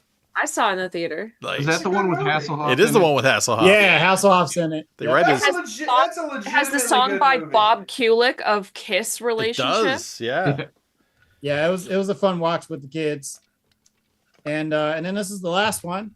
Picked up The Fall Guy. Oh, nice. I actually didn't see this in the theater, but a friend recommended it to me. So steelbook art was good enough to entice me to buy it. Yeah, I And it's saw that. extended. Yeah, multiple cuts. Yeah, it's got the extended cut. Yep. Nice. I saw the Fall Guy when it ran in first run. I saw it like literally opening day at my movie theater in Dolby Atmos, and it's very entertaining if you haven't seen it. I think you're gonna like it a lot. Not the most memorable, but like what was weird about that is that people got really upset that it didn't crush box office records on day one. People were just hoping for something to stick at that time. We held the Fall Guy over for like 7 weeks, and it still did okay business into the last week we had it. So Yeah, there was like It's a good one. underperformers, but they all stuck around for a little while. Like Furiosa hung out for a little bit. Fall Guy was out for a while. Yep. Furiosa got booted very quickly from my movie theater, unfortunately, in terms of the Atmos theater. Can't wait for a Blu-ray of that. Yeah, I'll get it when I come back from Seattle. Yeah. And the cool thing about this release, it's got both cuts, but they're also on 2 different discs. So there's Oh, 2 okay. So it's not 4K branching. discs for both. Yeah. Nice. Yeah. So no compression of the movie on one disc. Awesome. And that's it for me for non-LD. Score. Nice nice picks. You got anything, Hayden? Get any cool like obscure Rome, prog CDs or anything? We'll get there. Ooh, that So sounds I got tempting. I got a couple of little things here. So been meaning to pick this up for a while. Robert Eggers' The Northman. Nice. I liked The Great Witch movie. and absolutely loved The Lighthouse. So looking forward to this. Oh, you haven't seen it? No, I've not seen it yet. Oh, my favorite. I saw that movie in theaters, and the two guys next to him, one of them leaned over to his date and started explaining Norse mythology as the movie was opening. I leaned over and I was like, can you wait till after the movie to explain the movie we're about to see? Dates And he always looked want to at know me. North mythology. Yeah. Sorry. During the How you movie, lock him down. Yeah, I was like, this can wait. This can wait, sir. this can wait for the walk across the parking lot back to the car. Yeah. That's Let me tell you about how it all really went down, baby. Listen, so. Also got this. I have seen this before, but it's been forever. Tim Burton's Planet of the Apes. oh, baby. I watched that again. Oh, I wish this was on Laserdisc so we could talk about this, because this is. I would overspend This is for something. that for like a late I release. wouldn't. I would rather what? die. Is that Tim Burton made a Planet of the Apes? He Is that did what you with Yeah. Wahlberg, Yeah, 2001. Tim With Roth, Marky Yeah, with Marky Mark. Helena Bonham It's- Carter. know? It's bad. I saw that. I didn't know that was Tim Burton. Yeah, Danny Elfman Yeah. music. What's not to love? It's That just you know, blew it's my got good. mind. It's got good makeup effects. It does. Yes. And Mhm. nothing else. Oh, that's And then I got 2003 Hulk Nice. with cool Yeah. reflective artwork. I haven't There's- seen this since it came out in the theater. This movie freaked me the hell out when I saw it. My dad and I went to see this, and my mom took my sisters to the next theater over to see Finding Nemo. I really wanted to see Finding Nemo more than this. Halfway through this movie, this freaked me out. So I'm looking forward to this. There's a really good 4K Blu-ray of that particular movie. When I get a 4K Blu-ray, I'll get it for you. And then I got this, Son of the White Mare. This is a 1981 Hungarian animated movie. And this is like the most animated movie I've ever seen, short of something like the Spider-Verse movies. This is insane. Wow. I would highly, highly, highly recommend anyone who likes animation for animation's sake to check this out. Who put that This out? is sick. And this Blu-ray has a whole nother movie as a bonus feature, and then a bunch of short films and interviews with the filmmakers. So good stuff on here. Is that like domestic, or do you have to import it? Yeah, this was Barbelos. I'd never heard of them till someone I was talking with online. There's a Eureka Masters of Cinema one of this. Yeah. I was kind of putting off buying that just because I don't have a Region B player, so I'd have to rip it to my computer in order to watch it. And I'm just, would rather get a disc I can play. But then I found out this one got released a couple years ago. So Sweet. it is what it is. And then, of course, had to get some Italian prog rock. Ah, Got Muzio Rosenbach's debut album Zarathustra with this amazing collage artwork. yeah. Check that Lots out. of cool stuff going on there. That's crazy. Love it. rad. Very cool stuff. And then I've been on a Darius kick lately, so I got the Darius 2 soundtrack, which also includes a soundtrack for what is it called? Night Striker, which I've never played, but that's cool. And this is a 2-disc set. And while this is nothing on par with the Texas Chainsaw disc, it does have pit art. Oh, It has the Darius 2 title logo, and I don't know if you can see their little like fairy mascot Yeah. Yeah. on there. I don't know if it's showing up good. yeah. But and this middle part area, this is a couple of arranged tracks, so you can't actually play It's this. playable. There's some All right. studio arranged covers on here, and then the other disc is the actual arcade music. Zutada, the sound department, the sound music department at Taito, fucking rips. I agree. Everything they do is So- gold. That is it for me for non-laserdisc physical media. Excellent. Maxine, you got anything? Yes, I have things. Yay. And for me, I got things from Hayden. Oh, yes, I did. I got those too. I forgot to show those. Oh yeah, from that box of mystery discs that I found somewhere. Yeah. I don't Yeah. know where they came from, but they're well made in my opinion. Whoever put them together did a good job. I thought you made them. I thought they were so good. I was I don't know where that you would got be- that idea because that I would would doesn't never do pirate anything things. like that. That's illegal. like, wow, I don't know. So cool. Yeah, that's Wait, I awesome. think I hear Interpol knocking at the door. I'll be back. Yeah, you'll be Wow. fine. And then I went to a concert. Ooh. I saw Lewis Cole. Oh. I got- Record. Nice. Nice. He had canceled a few shows, but he had one show that he had kept, and it was the one that I was going to, and it was this really wild. He had basically just a chorus of singers, Huh. and he had organist, and he had his boy on saxophone for like one song. And one of the girls that he kind of always works with, Genevieve, she was conducting the whole thing, and he was like playing keyboard, he was singing. It was like really insane. And like it felt like important. Like, I don't know, it was just kind of unbelievable. But this is his newest record, and it's still sealed, but we got it at the show, so we haven't listened to it yet. Did you buy it after the show, or did you buy it before and then hold on to it the whole time?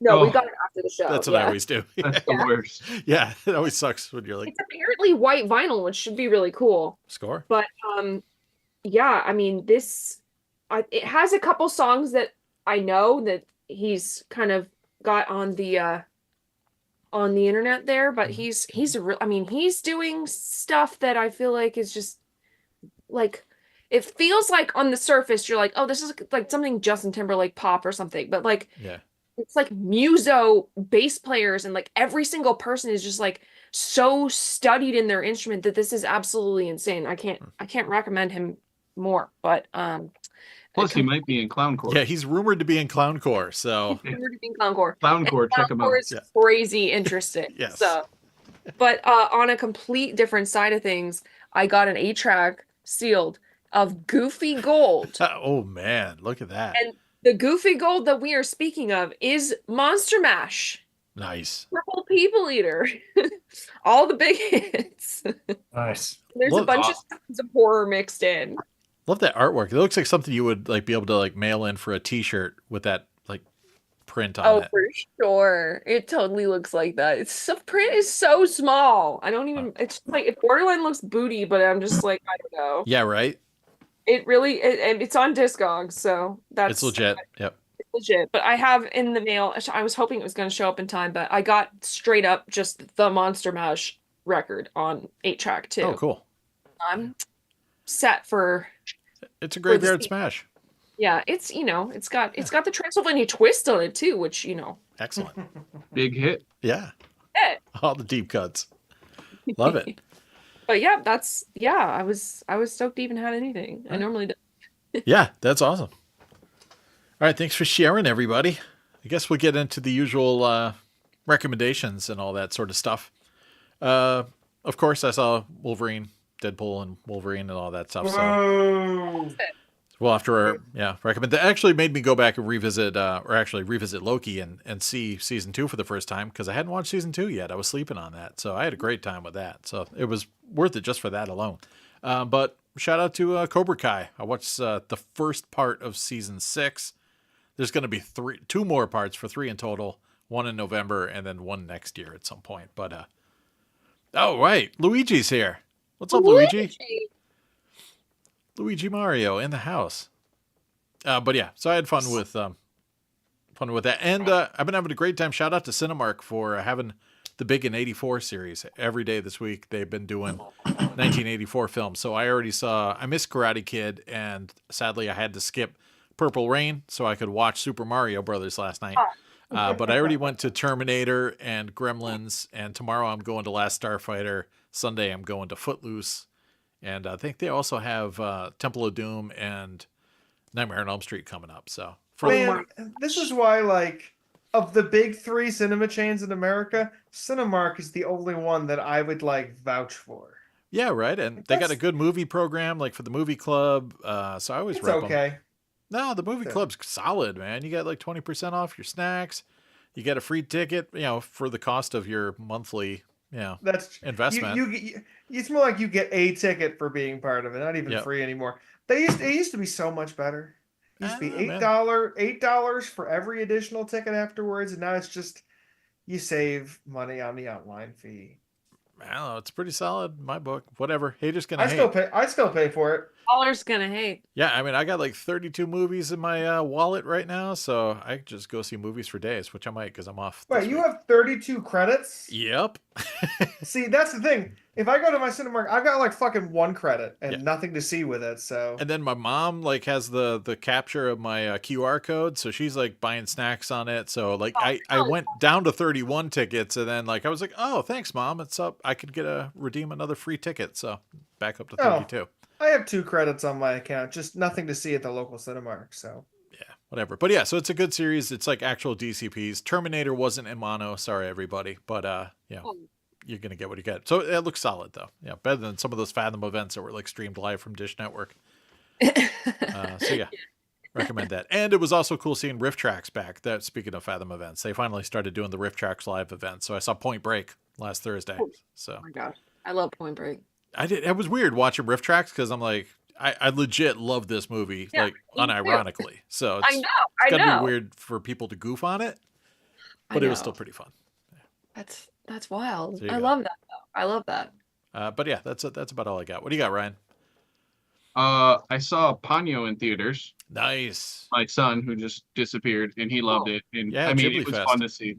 Yeah, and Ghibli Fest is running through the end of the year in select theaters. Yeah, so I forgot what else is coming up. But there's a some bunch good coming ones. up yet. There's probably another 6 films coming up yet this year. So check it out.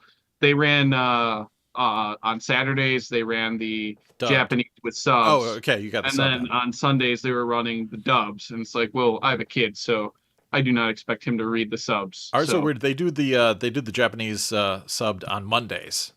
Okay. At like 7:00 or something. Yeah, but still, like it's awesome. It sounded great.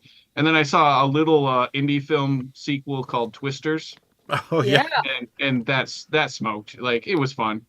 I've seen it 4 times. My there's, movie of the summer. There's literally like no tie to the other movie other than that's the only thing keeping me from seeing it. That and the country have soundtrack. a Dorothy at the beginning. Yeah. No, Sam, you gotta see it before it leaves. Just I don't before know, you're man. I have 18. no don't interest in explain seeing it though. Like something other that has than like it's no like, connection. oh, this is an old relic of the past. Like, yeah, I okay, don't know, man. Yeah, but no, it was fun. It was fun. It looked great. It sounded great. Like it's a perfect cinematic experience. Like if you're looking to see a movie in the theaters, that's one you go see. Just saying. All right. I'll keep that in mind. If you like the first one, you're gonna enjoy the second one because they save my like. So no, it's fun. Everyone I love that was involved in the first one's dead now, so I'm just kind of sad about the whole thing. It's think of it not as a sequel to the characters from the first one, but as the idea that there's still tornadoes. I get it, but there are. That's a true story. Yeah, like. Yeah, but is Michael Crichton involved? No, because he's dead. Is Jan Devon involved? No, because he's not dead, but he might as well be. Is Philip Seymour Hoffman involved? No, he's dead. No. Is Bill Paxton involved? No, because he's dead. Is Helen Hunt? No, because she's dead. Okay, but let's litigate this. The original Twister's not a very good movie. It's the best three. It's the best. Time. And I love. These are not reflected by the whole panel. Yeah. All right. I love seeing the entire panel turn against one person. It's so fun. It's always me. Give me the floor. Give me the floor. I'm out of here. Yeah. Everything about Twisters hinges on the chemistry of the cast, which is maybe one of the best pieces of casting of the 90s. The ensemble nature of that cast is great. Everything else underneath them, is nothing. The views of Chris Halpy. It's got a beautiful. It's got a beautiful Dolby Atmos track. I have the 4K Blu-ray of it that came out right at the same time as Twisters to see it. Andy says it sucks. I'm gonna pitch that I think Twisters is, of the two of them, my favorite. No. I think that like Twister is the best 3 out of 5 star movie maybe ever made. And I really like that the score for Twister. But I like everything else about Twisters even more. I like the soundtrack from Twister better. Yeah, the soundtrack from Twister, very good. Yeah, is Eddie Van Halen involved? No, because he's dead. Yeah. That's it. Like, when it comes to Twister, I like everything. I don't love anything about Twister. That's all. Whoa. Whereas I love the big 3 action set pieces in Twisters, but I also watched it in Dolby Atmos at reference level sound. Right. So, all right. Oh, he's leaving. Did I kill Sam? No, he's bringing him. I'm indifferent on the matter because I haven't seen Twister since we watched it in science class in high school, and I just didn't pay attention. So I'm in the neutral zone here. They teach this in school now. This is they curriculum. don't. This is high level quality literature. No one that I know would ever teach that. You should. You should. I just told you we watched it in science class in my high school. I don't know those teachers. I also watched it in science class. Yeah. Everyone Movies in school are a waste of time. Then read the amazing literature. Then read the script. Yeah, you'll love it. Anyways, we got distracted. Who recommended this, Ryan? Yeah. Good job, man. Yep. That's a good recommendation. You just got us derailed in like a hot 10-minute mess. So we can skip over my recommendation because it was Twister. So you can pass me. And it was good, but it's not as good as the original, right? No, agreed. See, Chris Haller's opinions don't matter on this podcast or in any. No, I wouldn't go that far. They matter. They're just controversial. You're lucky that I don't have controversy. It's entertainment. For that. You are lucky that I don't have self-esteem issues, folks. Wow. And I am confident in who I am. No, we you sometimes have crazy takes, but that's okay. You back them up. You can be wrong. It's fine. Yep. Some logic. All right. Can I make my recommendation? Actually, yeah, you're up. Let's hear it. Yeah. So at the end of the month, Regal countrywide is re-releasing Twisters in the 4DX movie format. Basically, it's a motion ride paired with a movie. You get wind, water, smells, and you get thrown out of your seats. Twisters. Twisters. Okay. But because of the popularity of Twisters in 4DX, they're going to do double feature showings. Like they're showing Twister and Twisters on the same days. So I saw Twisters in 4DX and I nearly got thrown out of my seat and I loved it. It was incredible. You should definitely book tickets at your nearest Regal 4DX theater and see both the original and the new one. I think that if you make the effort to watch both those movies back to back, you will have a very different experience. Like I watched Twister in 4K and then I saw Twisters in theaters. And I think that's really what framed my thinking on it. As far as everything else goes, I see everything in theaters. M. Night Shyamalan's Trap, pretty good. All right. Yeah. I didn't like Deadpool and Wolverine, but everyone that I know has told me to shut the fuck up. So you know what? Deadpool and Wolverine's pretty good, guys, if you don't want to think about anything or challenge your art. I wouldn't go that far. It's some things to think about in there. Yeah. Not much. Fair enough. Let's see. What else? I'm going to see Alien Romulus right after we finish recording this podcast. I have very mild expectations, but any alien is better than no alien. Therefore, I think I'm going to enjoy it. God, did anything else come out that was good? I saw Cuckoo, the new horror movie. Oh, how was that? It was nothing. Oh, okay. The other big horror movie of the season was Long Legs. Long Legs, yeah. And I liked Long Legs until the end a lot, and I thought the way it was put together was very good. I thought Cuckoo was interesting, and then it just kind of fizzled out like spilling your soda on the floor after you've had like 3 good sips. I don't know. We're getting into the dead season for movies. Just make sure you go see a movie at your local movie theater. Yeah. Prioritize your smaller chains over your big chains. Except for Cinemark, they're great. Yeah, make sure you take advantage of your Dolby Atmos if you're close to one that has a Dolby Atmos. Still have never heard Dolby Atmos in a theater ever in my lifetime. Listen, I hadn't heard it in a theater until January. So, all right, yeah. Or no, November. So the theater that I work for is the first in my area to have it. Yeah, so. it's still vaporware in my life. So someday I'll experience it. It's fake. Yeah. If you could see a movie on film, go see a movie on film. Museum of the Moving Image just finished their big 70mm series in Queens, New York. And there are rep screenings in almost every major city in every state across the United States playing film. So check it out. All right. Good score. Marcus, you're skipping, right?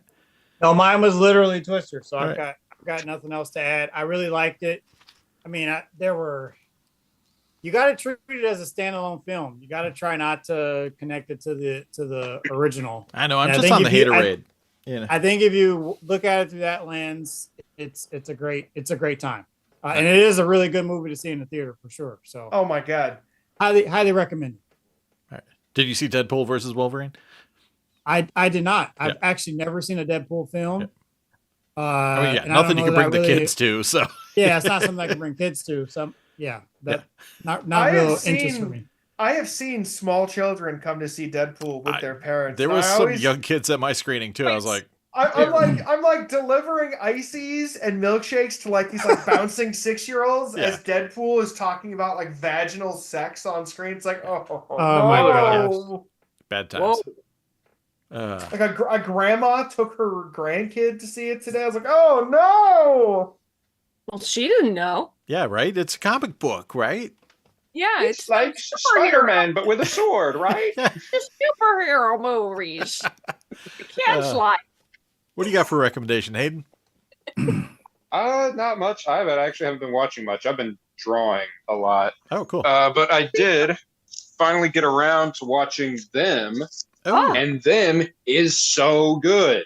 nice. Like, I've been trying to get through like older, like sci-fi and monster movies and stuff, like Beast for 20,000 Fathoms, which everyone's always like, oh, it's like what inspired Godzilla, and it's like, well, Godzilla's good, like really good, and Beast for 20,000 Fathoms blows hard. It's terrible, and like 20 Million Miles to Earth, again, worse somehow. Just they somehow made it even worse.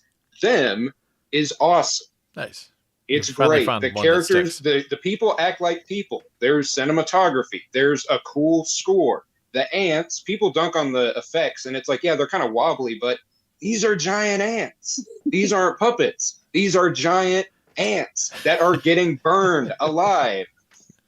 Nice. So definitely, if you want to check out a cool old monster movie that doesn't suck like Beast for 20,000 Fathoms, check out that. It's great. All right. Maxine, you got Hey, any hey, rec- speaking of sorry. speaking of old monster movies, did you see that Criterion's releasing a 4K of Godzilla? Yes, I did see, and then I woke up off the floor. I drank some water, and then I checked again, and it was still on the site. So then Yeah, I think it's woke up- a November release. Yes, I don't have like I've mentioned before. I don't have a 4K setup, but I have the old Blu-ray. I will be buying it again just for future proofing, because I've been very eager to see that. It'll be nice to not have to import Toho's expensive standalone 4K disc that doesn't even include a Blu-ray with it. We're talking Sorry. about Godzilla '98, right? Yeah, Yeah. sure. Oh, Beefy Cast is leaving. Bye, the Beefy Cast. Classic. The true classic. Yeah, 4K Yeah. of Godzilla 98. Yep. Good. Oh, we should have talked about the Criterion box set in the Hot Topics that's been pissing everyone off in Not on the chat. LaserDisc. Yeah. Anyways, Maxine, you got any recommendations? Well, I saw all Twisters in the theater, and I saw it in IMAX, Ooh. and it was Wait, nice. I thought liked you loved IMAX. You trash on IMAX, Chris? Climax. Wow. So hard to get a feel for your vibe. I'm very My confused. vibe is shifting. Sorry. Go ahead. Yeah, you're off the IMAX train? No, I am actually. Okay, What? wow. I literally paid for that ticket. Yeah. So Maxine What the- was like, this is what Chris would want. I know. I sat in that theater and said, you know what? Chris Holler would be proud of me for getting. Hey, you know what? I am My because I work at a movie theater that has a Dolby Atmos surround sound system, so I just see everything there. My humble theater, we have one. You live in Los Angeles. There is a Uphill million both great ways. movie theaters. theater that has the least idiots talking in it has one IMAX screen, and I won't tell you where it is. That's all we You got. could go to Universal City Walk and see Twisters in IMAX with laser. That was my haunt. I love City Walk. More. If you go to a different zip code, the ticket and No, the tax is I like got you. I got you. Plus, I'm it's just like being obnoxious. even though it's like 15 miles, it's like a 2-hour drive each way. Yes. literally, yeah, it literally is. And the parking for just, I mean, I have gone to Universal. I saw Lisa Frankenstein at the theater in Universal when I saw it. That was wild and expensive and an experience, and they did have the actual outfits in the place, and it was super cool for that, and the chairs were great. But the theater that I go to Yeah. had one IMAX screen, and I saw Twisters. And I felt like it was exactly what I wanted it to be. It was a movie going experience that I feel like a lot of movies kind of don't have that same like feeling of that kind of seemingly summer blockbuster. Like we've kind of lost that to some degree. And I had just watched Twister on Laserdisc at home, and my feeling of it was that I really enjoyed Twisters. I felt like it was paying like the homage. It was establishing itself as its own film because no one is the same, and I can accept that. But it's like it is its own thing, and I enjoyed it for that. But the feeling of the person that I went to see the movie with was that a completely different dunking view than what I had, and I was shocked. I was like, they were saying how the first movie is so far superior, and that was barely even like passable, and like, whoa. Wow. And then Spicy. we saw Trap, Okay. and I thought we were gonna like Trap. We both were after leaving Trap felt like, man, Twisters kind of was way better than this. Oh wow. Okay. And it's truly now this is partly my misunderstanding. This is a PG-13 film. I was wanting R. All right. Sure. I get The it. whole Yeah, time I think was if like, Trap, where's if Trap, the gore? Yep. yes, if Trap was R-rated, I think it would have been a whole It different would have been a vibe. slam dunk. It would have been a slam dunk, in my opinion. Because to me, there was too much just meandering, and like, I mean, I just felt like there were so many. Like, there was a freaking box cutter. No one did anything with it. No. Ridiculous. There's a lot of moments like that in that Again. movie. With that is in a movie, and no one's gonna do anything with it. And he's a freaking serial killer. He's just being a dad the whole time. And like, I get it. That's the whole bit. But like, there's just so many unbelievable things in that. Like, oh, the pop star is gonna go to her house. Like, what? No, she's just gonna get in a limousine and like go to your house. Is this one of those Shyamalan movies where he let one of his kids write most of it, or is it? No, I really didn't get it. I get it, but like I did not walk away with the same theatrical experience afterwards. And I felt like it was like boring in comparison. I don't know. It's just, and it truly was my mistake. I was expecting it to be R. All right. And I just feel when I saw it was PG-13, it all made way more sense to me. And I was like, okay, well, clearly like they didn't do any of the thing. But it felt like they were restraining the whole time to not do something interesting that like a horror movie would do. And I was like, why is this not a horror movie? Good job, M. Night. Yeah. But I feel like if it was R, it would have probably been really good. But then that's why I was like, okay, well maybe I would like Long Legs or Cuckoo, but like, I don't know. Some certain topics of horror are not my flavor, and I don't know if either one of those are in that realm of In your like wheelhouse, yeah.